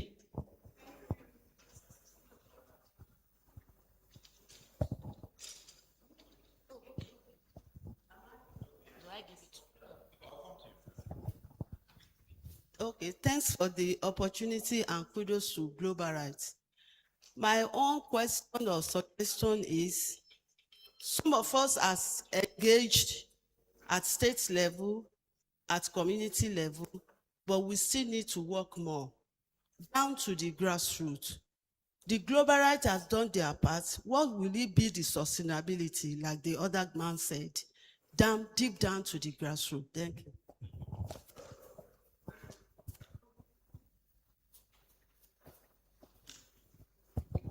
Thank you. Good afternoon, all. My name is Peace Sanefiok from Akwa Ibom, Women and Girls with Albinism Network. All thanks to Global Rights for this project. And the banners have been dropped down. You know, voices have been led, work have been done. Like in Akwa Ibom State, where I am, there's a legislative process in the harmonization bill. Since we have our deputy speaker here, so I don't know how Global Rights can do well to do some more engagement. How would the engagement be? Because there should be a continuous engagement, even we know that the project have come to an end. So I don't know how Global Rights will help Akwa Ibom State in the engagement. So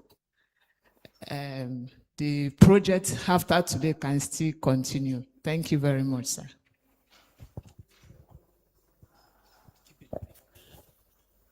Good morning, all. My name is Comrade Ugochukwu Okeke, one of the COP members in Anambra, Steering Committee in Anambra.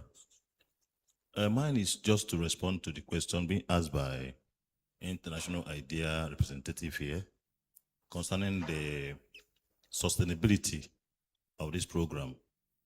From us in Anambra, Global Rights empowered us to engage with the relevant regulatory bodies, such as CAC in Anambra. When we visited them, we secured a serious commitment because we made them to understand that we want to help them to get our members complied with all these regulatory issues. And they promised us strongly that anytime we have our meetings and invite them on time, that they will be there to educate our members. So, and we want to consolidate on that after this program to continue to engage with them and that of Anambra State internally, Sanitary Revenue, to make sure that our members that are yet to comply, get complied. Thank you. Thank you.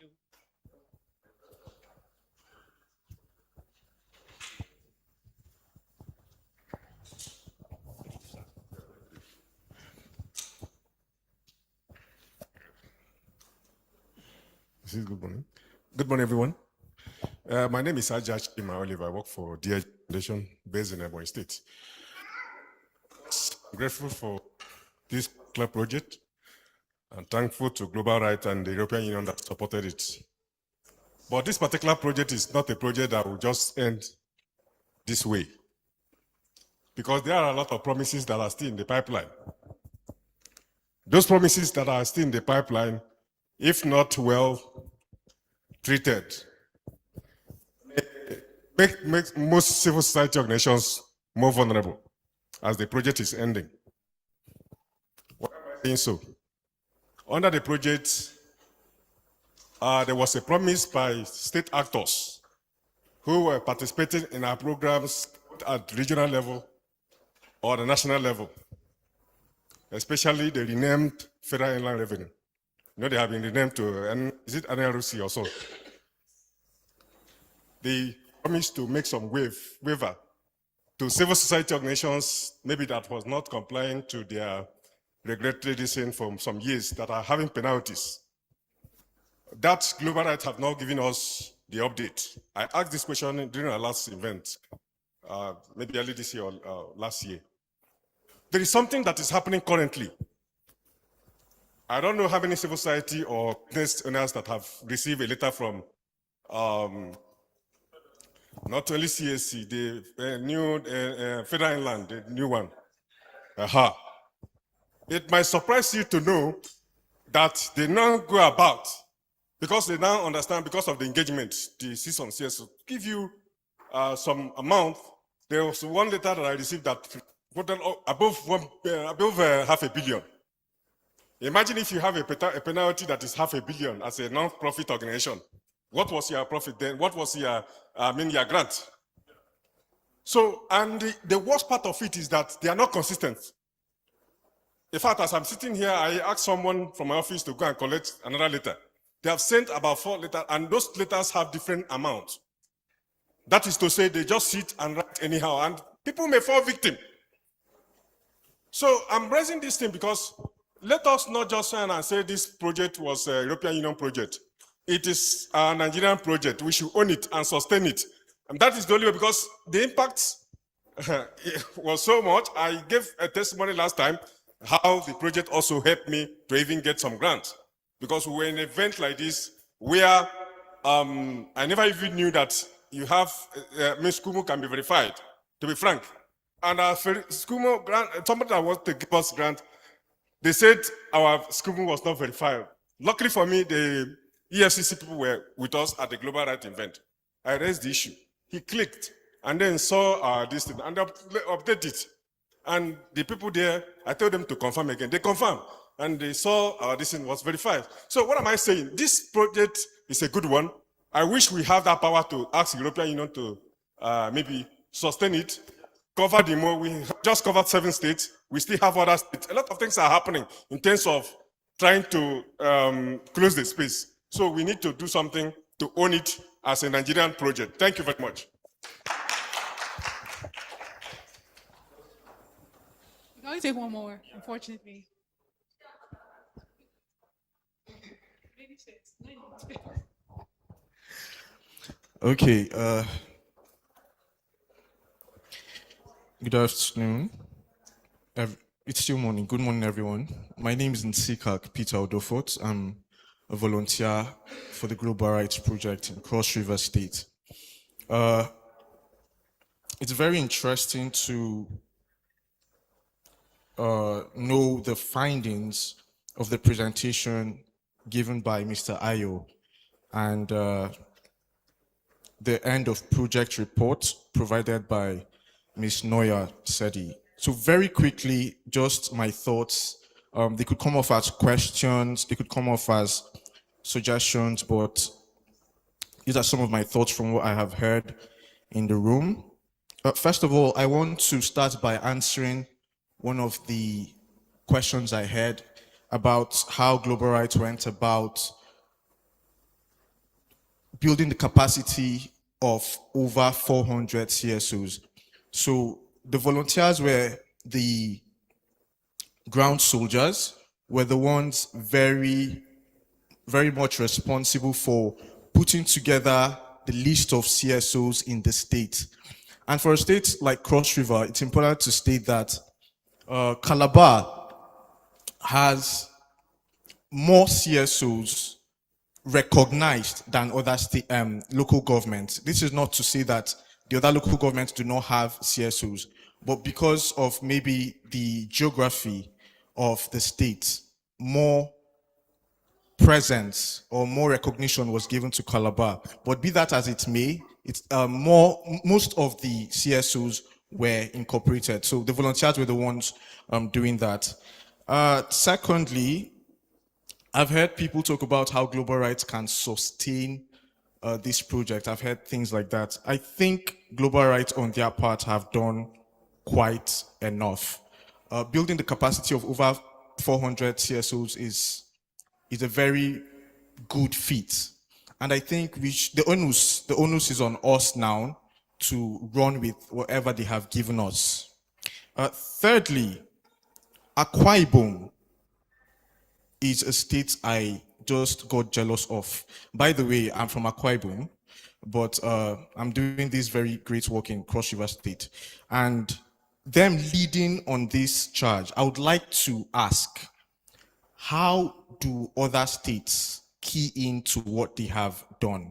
Can they share a roadmap with the rest of the states so that we see how we can move forward? I congratulate the Akwa Ibom people for achieving that feat. And then, Noya, thank you for your presentation on objective outcomes achievement.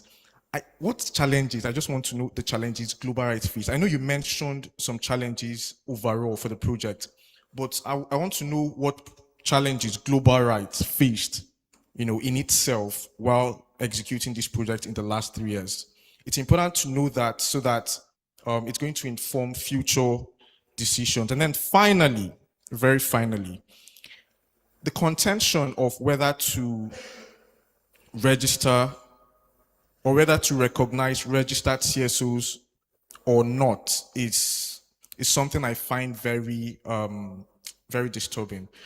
For instance, someone talked about community CSOs that probably do not have the finances or the resources, so to speak, to get registered with about 6 or 7 bodies just so that they can be recognized.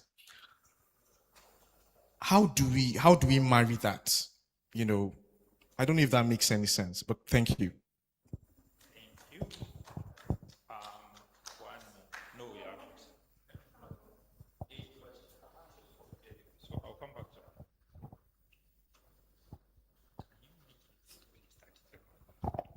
It's going to be less than that. All right, thank you very much. My name is Gochi Agalaba here. I'm from Anambra State, right?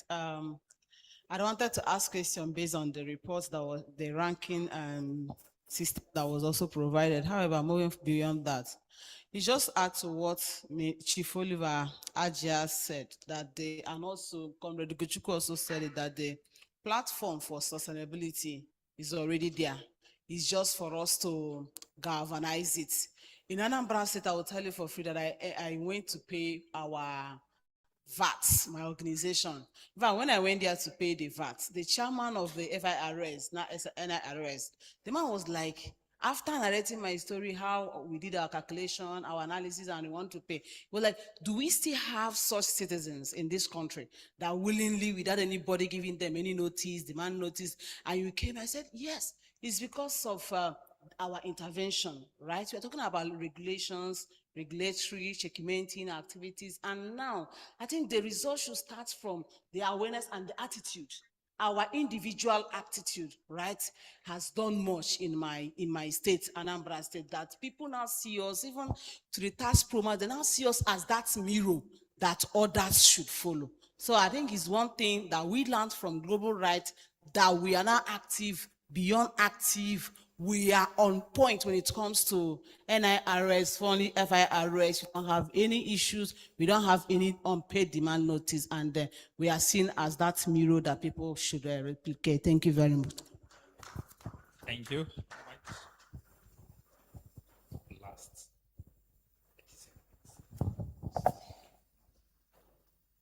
Thank you very much. Good afternoon, everyone. I'm Anonu Chioma Rosemary, a volunteer from Anambra State. Okay, so since we're already talking about sustainability and all that, there's some things, that came up initially.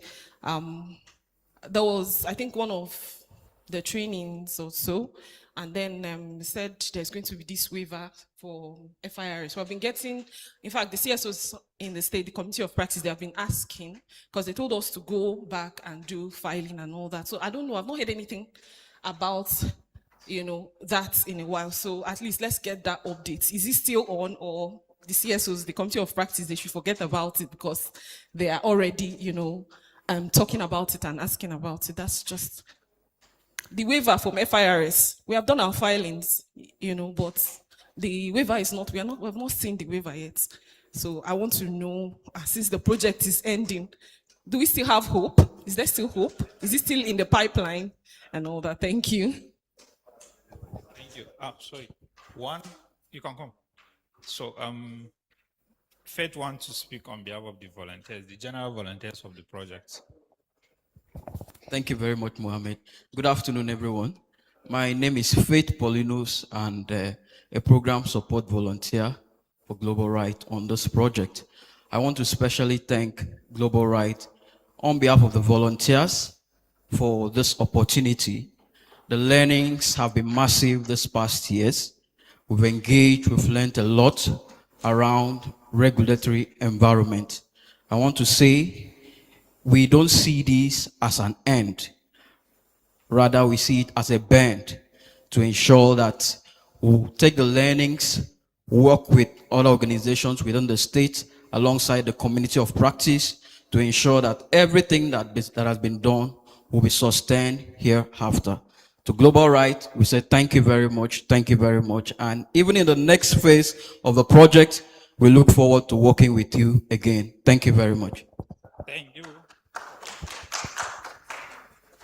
Okay, so there were like 100 questions there, but thankfully, a lot of them have already been answered in the course of asking other ones, and a lot of them are also similar. So I'll just address very few. In terms of the waiver list, I think that's the one that's mostly, that ran through. Okay, so yes, we're still working on it. There's still hope.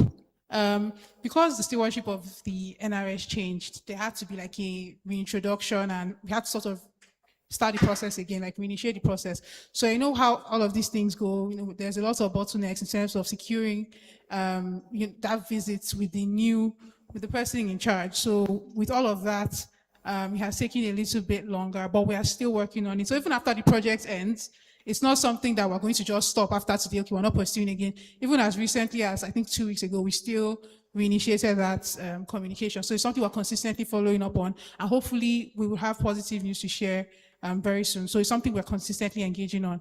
With regards to the questions around sustainability, I think those have already been answered. The question of sustainability at this stage is not something for Global Rights to answer. I think it's a question we'll throw back to the states, because that's the idea of the project in the first place. What we've been doing the past 3 years is creating this community of practice, building this capacity and ensuring that they take ownership of the project and are able also then mobilize actors at the state level to ensure that the project continues to, and we've seen some states already do that. I think we had this conversation in January when we met here, where we talked about the next steps and sustainability plans for some of the states. And some of those states have already started to take action on that. We've seen Ebonyi State, we've seen Akwa Ibom State, we've seen Ogun, we've seen Osun. So it is this period that you start to think of the things that you can do at the state level to ensure that the project doesn't end on the 13th of July just because the funding is officially, or the project is officially coming to a close. So that is, honestly, the question of sustainability at this point is a question for the states to answer, to decide that. In terms of a roadmap, everybody is here.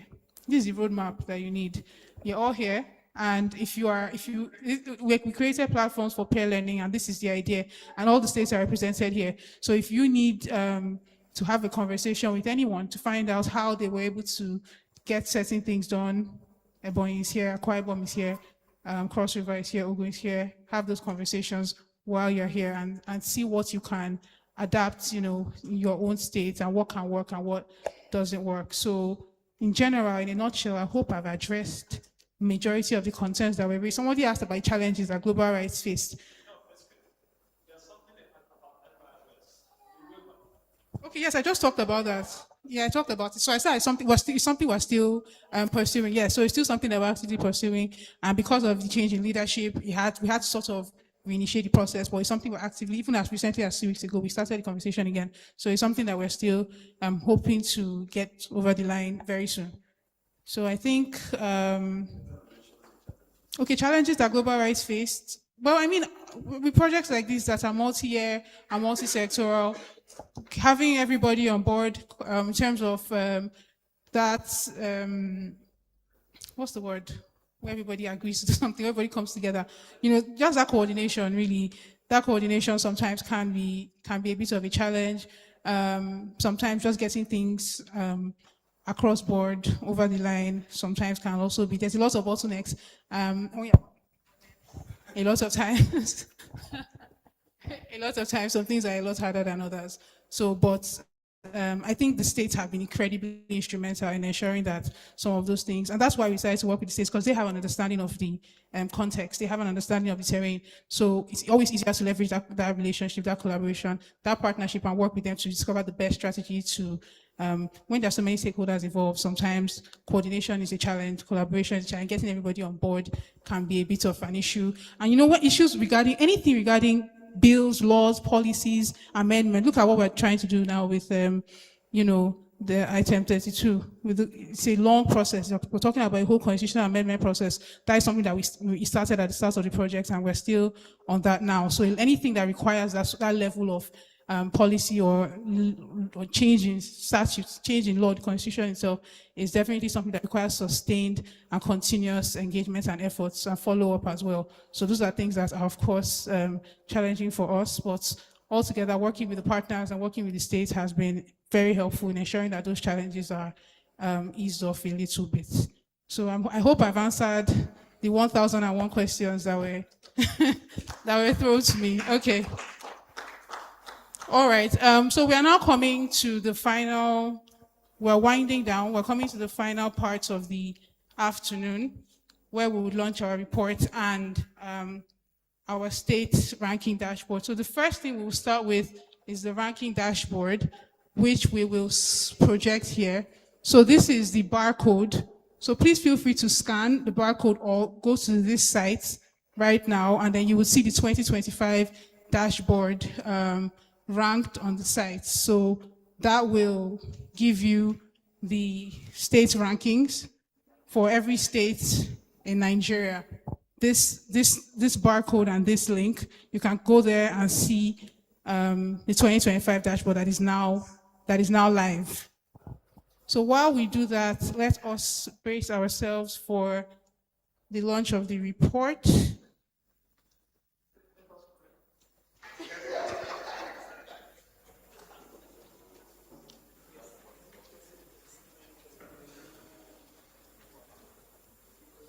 Have we all been able to access the site? Okay.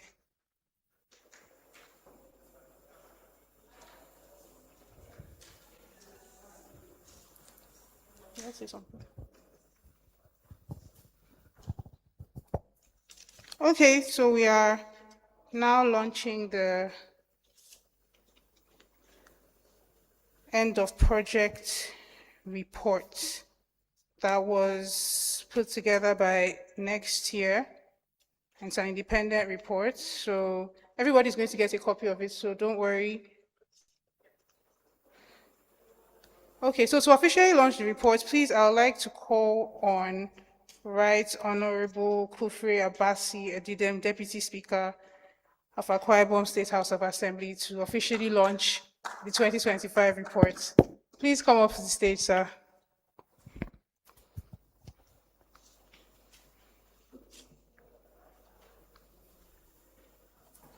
To join him, please, I would also like to welcome Mr. Ken Henshaw, the co-chair of the National Steering Committee of the Committee of Practice on Civic Space Strengthening. Professor Chidi Odinkalu, our board chair, please join us on the stage.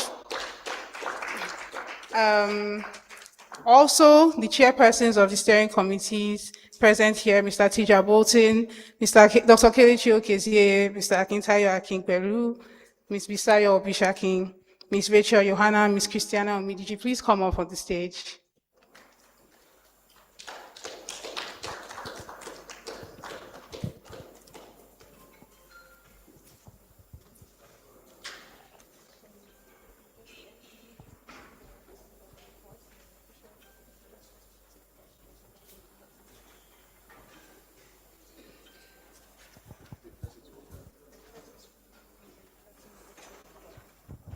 Oga Eden, please join us.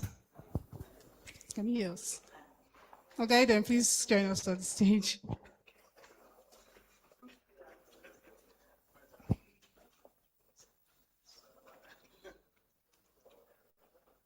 No. I can't hear you. I can't hear you.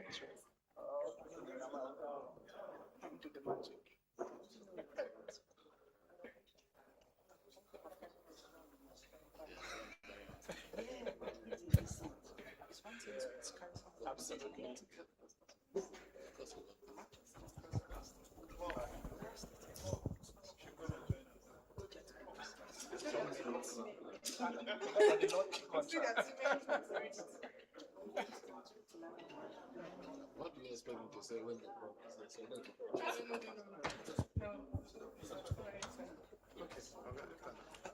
Welcome, Prof. Can we move this a bit? Right? Okay. Oh, this is really.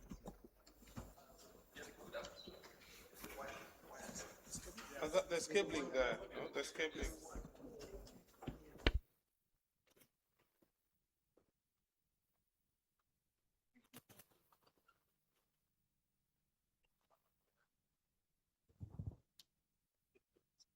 Let me see.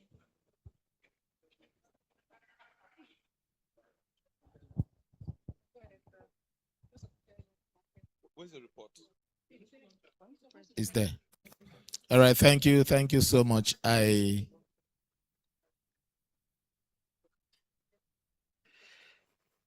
On behalf of all of us here, it's my pleasure to officially launch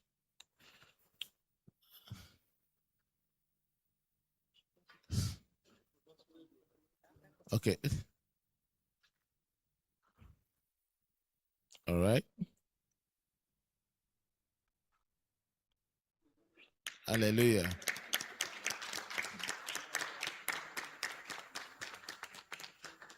We are supposed to see something to. Okay.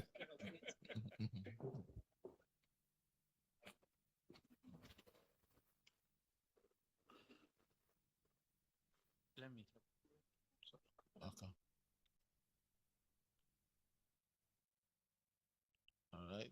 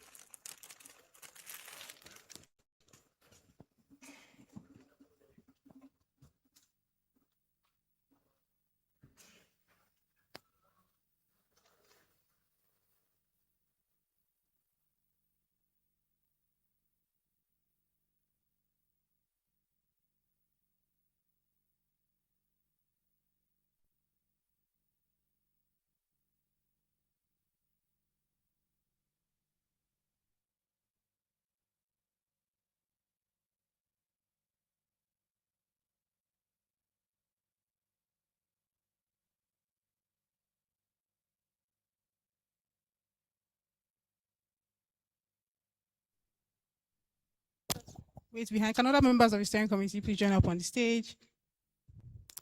Other members of the steering committee, please join us. Project partners, volunteers, please come up. Please join us. Please join us. Yes. Sir. Please join us on stage. Nobody should be sitting down. Everybody should be here. Oh.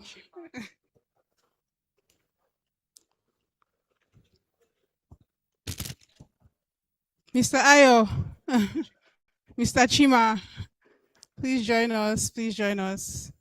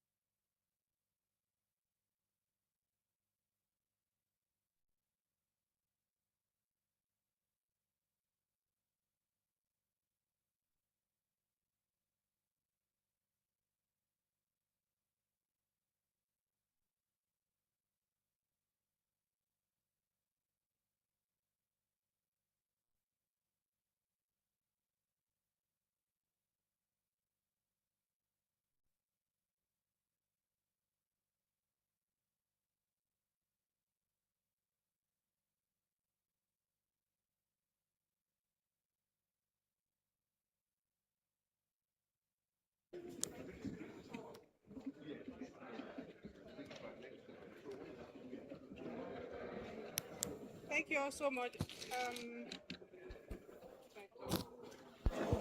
Okay. Please let's settle down. We are not done. Thank you so much. Everybody will get a copy. Please just let's settle down. Everybody's going to get a copy. We have enough to go around. So everyone will get a copy of the report. We're wrapping up. Please let's settle down.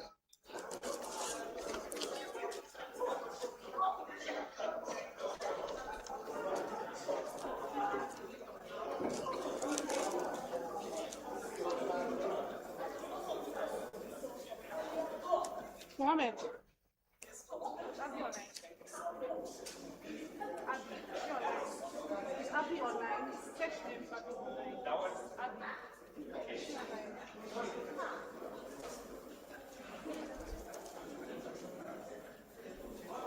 Okay, so we are now coming to the end of today's event. Please, can we all settle down so we can wrap up? Thank you. Thank you. Please let's all settle down. All right. Our executive director, Ms. Abiodun Bayo, is online to share her closing remarks. Abby, can you hear me? Yes, I can hear you clearly. Okay, ma'am. Please, you have the floor. Thank you very much, Noya, and good afternoon, everyone. Thank you so very much for the past 3 years, not just for attending the close of project meeting today. It's been a long road the past 3 years, and a lot of work has gone into the implementation of this project. This project is a hard work. It isn't a tick the box project. It's a project that's called for collaboration across board with government, with civil society, with regulatory agencies. It's called for synergy between federal level civil society organizations and organizations at the grassroots, at the state level, at the local government level. It's also called for inclusion of groups. It's called for the inclusion of women groups. It's called for the inclusion of youth groups. It has called for the inclusion of groups that traditionally are not often reckoned with. Is this the end of the project? That is something I've heard all morning across the room. The fear is palpable. I say, no, it is not. With funding or without funding, this continues. This collaboration continues. We are seeking funding because you see, at the end of the day, my people would say, at the end of town where I come from, the gospel is driven by money. More literal sense, the bicycle that drives the gospel is money. And that money is very, very critical to continuing the project, to continuing the momentum that we've gained. Noya has reeled out the momentum we've gained. The dashboard is a living testimony of how states are changing. Akwa Ibom State, for example, did not just change because Akwa Ibom State wanted to change. This ranking was also very influential. The collaboration of civil society organizations at the level of Akwa Ibom was extremely essential. The House of Reps, the state level House of Reps, was very, very critical. The sheer will of government to ensure that civil society thrives in Akwa Ibom was also very palpable. I've often said that in the North, particularly Sokoto State, the ranking in the North has largely been because we don't have a lot of civil society organizations in the North, or at least civic action, civil society, the old government accountable. Most of them have been humanitarian in the North. So it was easier for the North to rank higher. But it is so heartwarming to see Akwa Ibom. Akwa Ibom that's also taken a lot of bashing in the past states rise to the top. It's also very heartwarming to see compliance level rise across civil society organizations. Organizations know what to do. One of the theories, one of the framework of society working that I think is really, really critical is the capability approach to things. And that capability was built into civil society and into government, regulatory authorities through this project. I don't take for granted the progress made because it wasn't just global rights. Global rights, yes, was at the coordination of this project. But the victory of this project is your victory, every single person sitting in the room.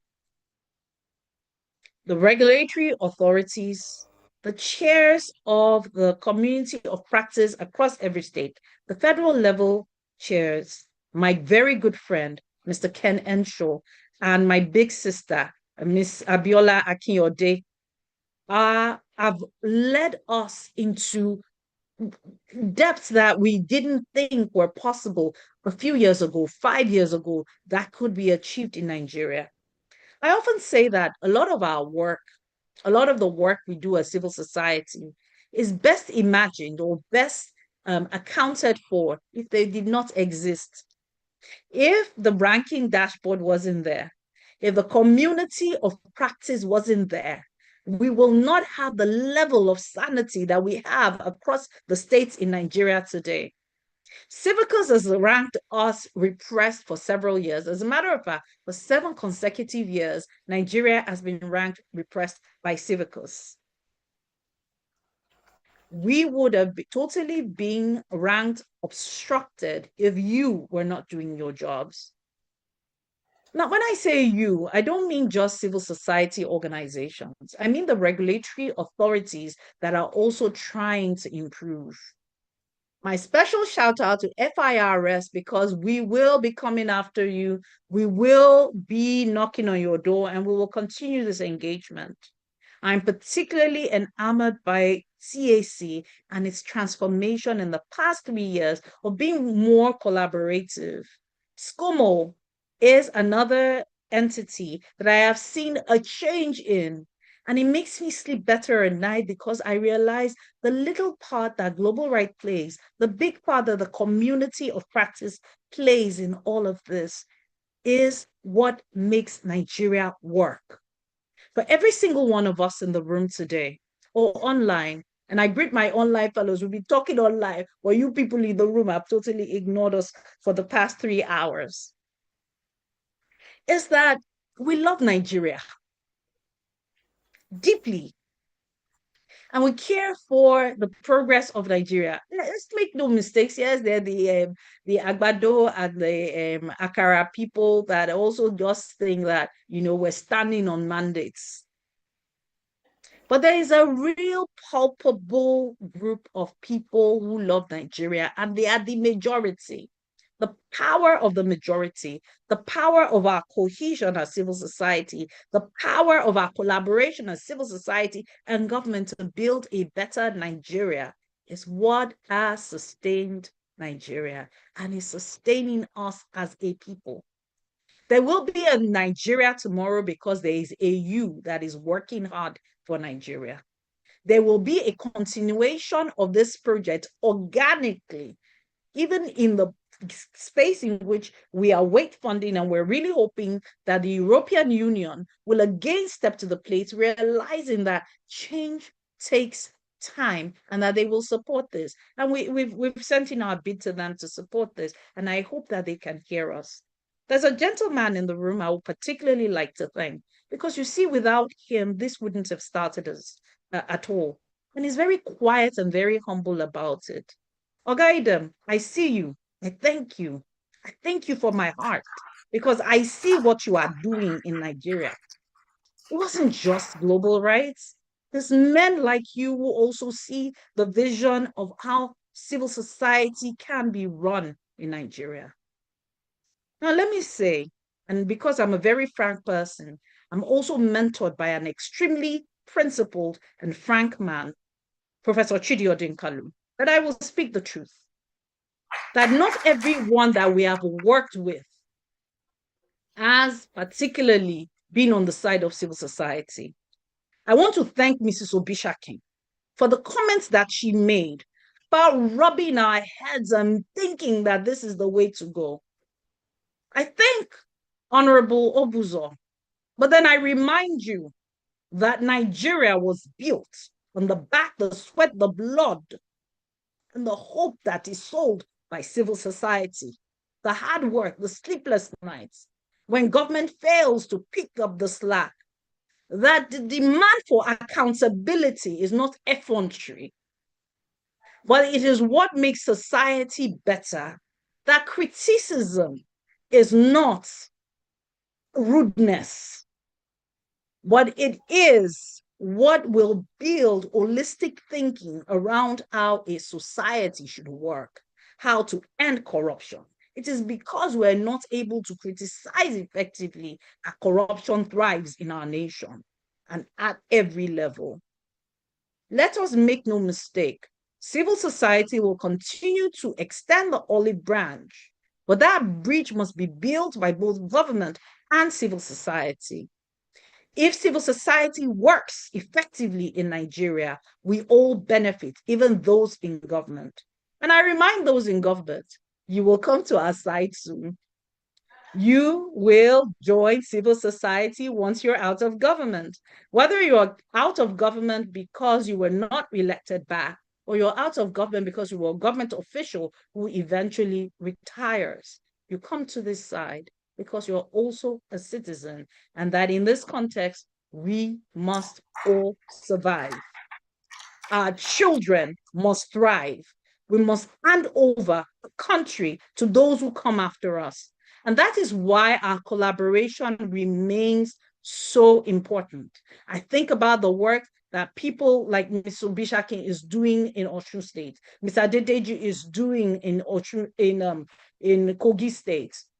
I see my very good friend, and I've been spying him in the room, Dr. Okezie in the room as well. I see even the media in the room, because you see, they are a part of civil society, not just partners to civil society. I see my friend Rutena in the room. I see everyone, and I'm sorry if I don't mention your name, but I see you all and I see the work that you've put in. Ms. Tete, I greet you specially. I see the work you're doing at IDEA as well. I'm also hoping IDEA will step to the plate and will support what we've started, because you see, there's nothing worse than a stillborn child. A child fully formed with full potential, but then unable to move on. I see the staff at Global Rights. I thank them, past, present, and those who are just coming into the ranks of Global Right, like Elizabeth, who just joined us a month ago.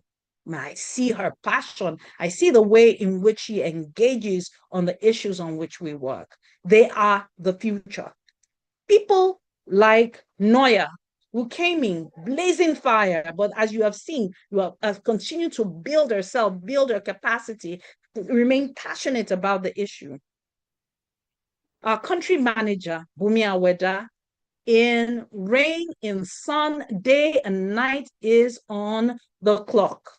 Yinka, who most of you will never see, but has kept our finances, our financial capabilities above board at all times. Winifred, I see you. I see Muhammad, taking from one realm to the other, growing, as I've seen him go through the ranks. And you will notice they're all very young people. And I'm sorry, yes, I am celebrating my people. I celebrate the staff at Global Rights. I see Josephine. Josephine, I see you, that in spite of your many losses in the past 6 months, girl, you are the epitome of strength. Thank you for the work you do. Thank you for the heart you bring into the work. I see Gabriel, and most people will also never see Gabriel, but he's one of the spokes that just makes it work. Jason, with handling social media, handling all things communication. Thank you. And I just want to thank in advance the people who will continue to do this work. I am here. I continue with you. Thank you for your leadership, for every single collaborator. This is leadership. This is how we run a country. This is what civil society is about.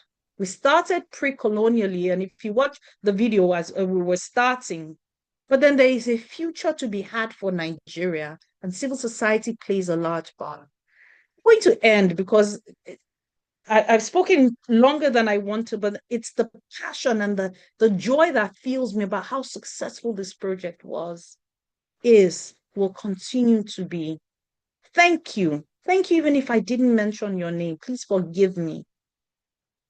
God bless you all. God bless the Federal Republic of Nigeria. God bless the future that we imagine and we dream for our great nation. Bless the day that we will look at Civicus and Nigeria will read free, not repressed, not obstructed, free. So our aim going on forward from now is aiming for Civicus free, Nigeria free, and nations mentioning how vibrant civil society is in Nigeria, how free its citizens are to speak the truth to power.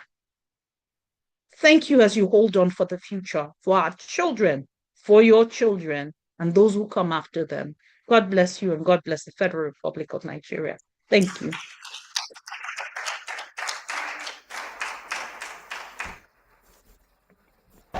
Thank you very much, Abi. Your speech was so nice that I almost thought of giving you honorarium form. But then I remember you are not entitled. Mohammed, send it. No, yeah. They said you are not entitled. They say you are not entitled. Okay, thank you. Mohammed. Thank you very much. I know it's too early in your place. We appreciate you for finding time to be here. I almost thought you would not be here, so I almost felt sad in advance. So we have, I want to make an announcement. We have NRS in the building. Maybe if you have any question for them, we have like 3 of them, formerly FIRS. If you have any question for them, they are around. They just arrived. There is 3 of them at the back seated right now from the National Nigeria Revenue Services, formerly FIRS. So with this, we have come to the end of the launch. For people that have traveled, please, if you did not submit your boarding pass or receipt, please kindly do so outside with the finance team. And for any other person from Abuja that did not sign, please try and make sure you sign outside with the finance team as well. So thank you very much, everyone, especially people that have traveled during this rainy season. We really appreciate your commitment, your effort, and we want to especially appreciate the Mr. Kufre, Honorable Kufre, the Deputy Speaker, for what he has been doing, for giving us the access to reach out to him all the time. We really appreciate you, sir. I want to appreciate Mr. Ken Henshaw. He's not a very easy man to find. Where me and him has been like consistently speaking for the past 72 hours. I was like, he must be here. No matter what he said, he will be here, and he's here. Thank you very much, sir. And thank you to everyone, the steering committee members, the other members of the COP, and our volunteers, who has been the great part of this project. I've been, since the beginning of the project, I know some of them personally, and they have been doing great. We thank you so very much. And to my second order, our board chair, Professor Chidi Odinkal, we appreciate your presence. It has given the room a facelift. We appreciate you, sir, for being here. So thank you very much, and safe journey back home to everyone. Please don't forget to, okay, so then after this, there will be a launch. I think they will direct us to the launch site. So thank you very much, and safe travel back home. I told you.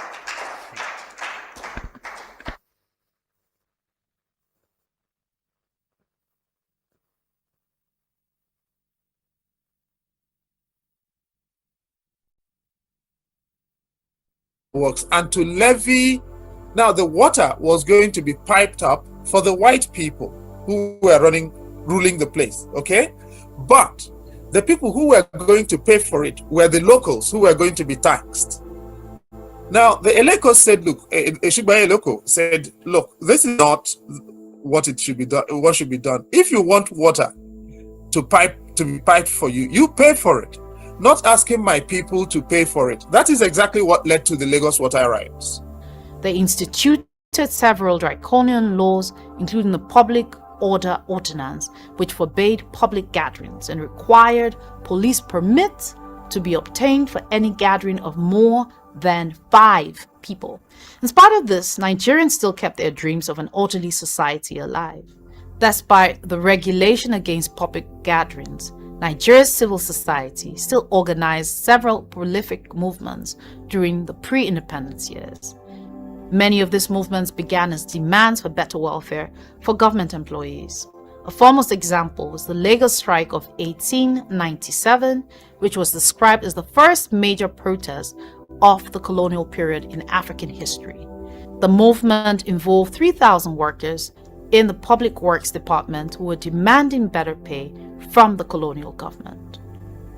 The Aba Women's Revolt in 1929 was also monumental, as it involved over 10,000 women who marched against the colonial government for seeking to impose a tax on women. The Aba Women's Revolt left at least 50 women dead and 50 others wounded. While many of these movements were responses to harsh economic conditions, they ultimately became quests against the imposition of colonial and imperialist rule, which resulted in Nigeria's independence in 1960.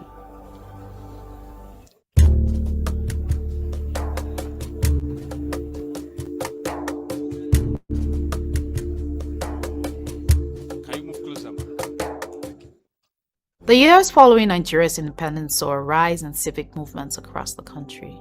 This was a great movement for trade unions as well as professional and business associations, such as bar associations and media groups.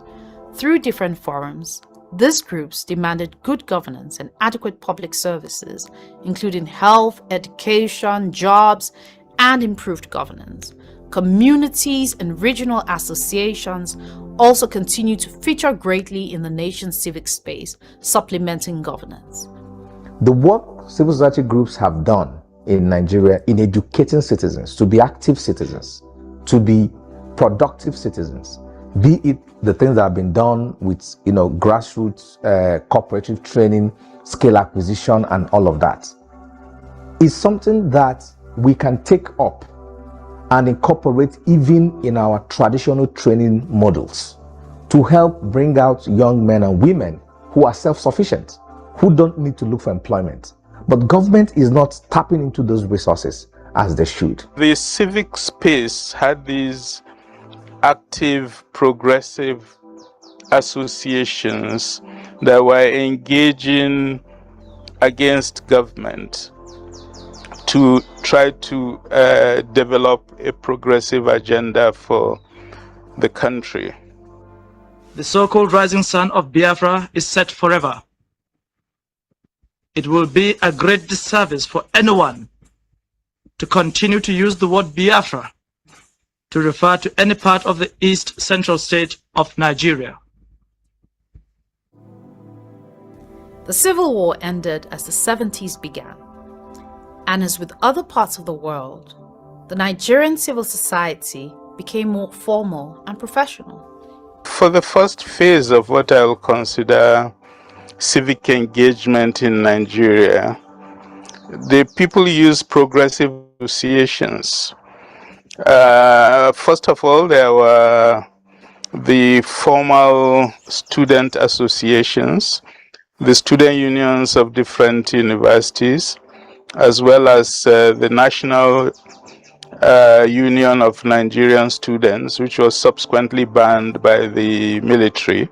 Hitherto, the most formal groups were labor unions, student unions, religious and community foundations. The Civil War was an avenue for new civic groups to join the Nigeria's civic space, and from then on, the country witnessed an increase in civil organizations.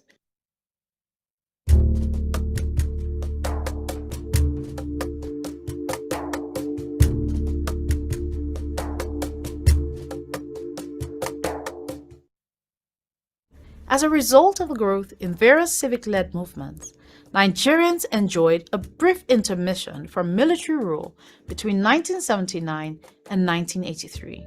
The new group of professional civil organizations targeted a variety of social issues. For example, the International Institute for Tropical Agriculture, better known as the IITA, was working extensively with local farmers to increase crop production and reduce risks with the overarching goal of reducing hunger and malnutrition. Civil society in Nigeria responded to both challenges by forming organizations that took them head on. For example, the Nigerian Bar Association became more assertive in demanding for the government to respect the rule of law, and in 1984, it protested the suspension of due process and the systematic rule of military courts instead of civilian courts to prosecute. Activists and media organizations were mostly targeted. In one such instances, 2 editors with the Guardian newspaper, Tunde Thompson and Nduka Irabo, were arrested and tried under a military tribunal for allegedly publishing false statements. In some cases, media houses were completely shut down and prevented from operating when they were perceived as being recalcitrant. It was in this context that the editor-in-chief of Newswatch, Dele Giwa, was killed when a bomb delivered to his breakfast table by security agents exploded. Years after Dele Giwa's assassination, the country would witness the execution of 9 environmental activists led by Ken Saro-Wiwa after they organized a peaceful march against the environmental degradation of Ogoni land. In recovering the money that has been stolen from us, I do not want any blood spilt, not of an Ogoni man, not of any strangers amongst us. We are going to demand our rights peacefully, non-violently, and we shall win. The struggle for democracy by various groups in Nigeria's civil space culminated in the 1993 general elections, where unofficial results indicated that the candidate of the Social Democratic Party, Chief Moshood Abiola, had won against his opponent from the National Republican Convention, Alhaji Bashir Tofa. However, using his power as head of state, the then military president, General Ibrahim Babangida, annulled the election. It is true that the presidential election was generally seen to be free, fair, and peaceful. However, there was in fact a huge array of electoral practices virtually in all the states of the Federation before the actual voting began. In 1994, activists and political leaders formed the National Democratic Coalition, ADECO, to press for the revalidation of the June 12, 1993 presidential elections. And in July 1994, days after Abiola was arrested on charges of treason, NUPENG and Pengerson, unions of the petroleum industry, began the longest strike in Nigeria's history to protest the annulled presidential elections. By the time the annulment took place, and the minute, they were helping us with logistics, with intelligence, with information. We were helping them with troops on the ground, with reaching places that they could not reach and doing things that they could not do, because they still needed to keep talking with the military and helping the military to leave, right? So by the time the annulment took place and we decided we were going to go to the streets, the politicians were happy because it helped them in their insider negotiations. They were not telling us, of course, that they were having the extent of the commitments they were making in the insider negotiations, but we were all talking. That is the point of, so I don't think it's probably balanced to say the civil society made it happen. I think it was an alliance, a cross-national alliance of all manner of interests across the country.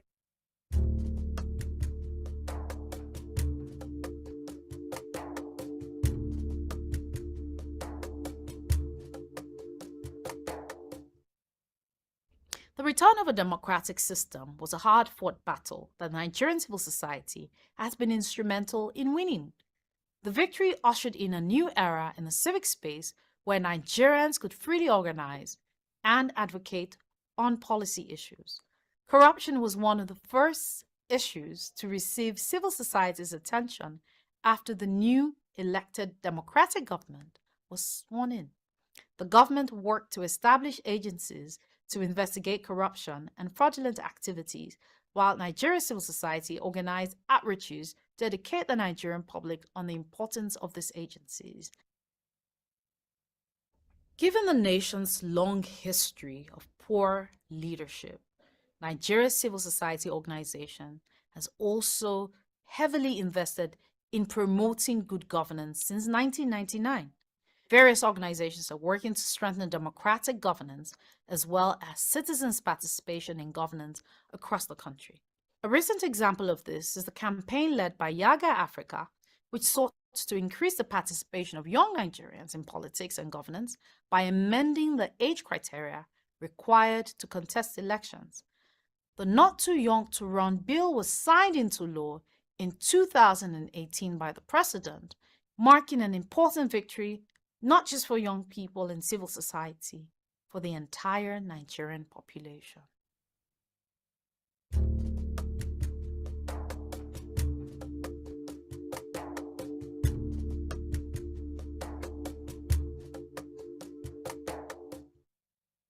While it might seem like civil society in Nigeria has been preoccupied with the technicalities of development and ensuring a stronger democracy, the Nigerian government, and indeed the world, was reminded in 2012 that there resides within Nigeria's civil society space a tremendous ability to rally around pertinent issues.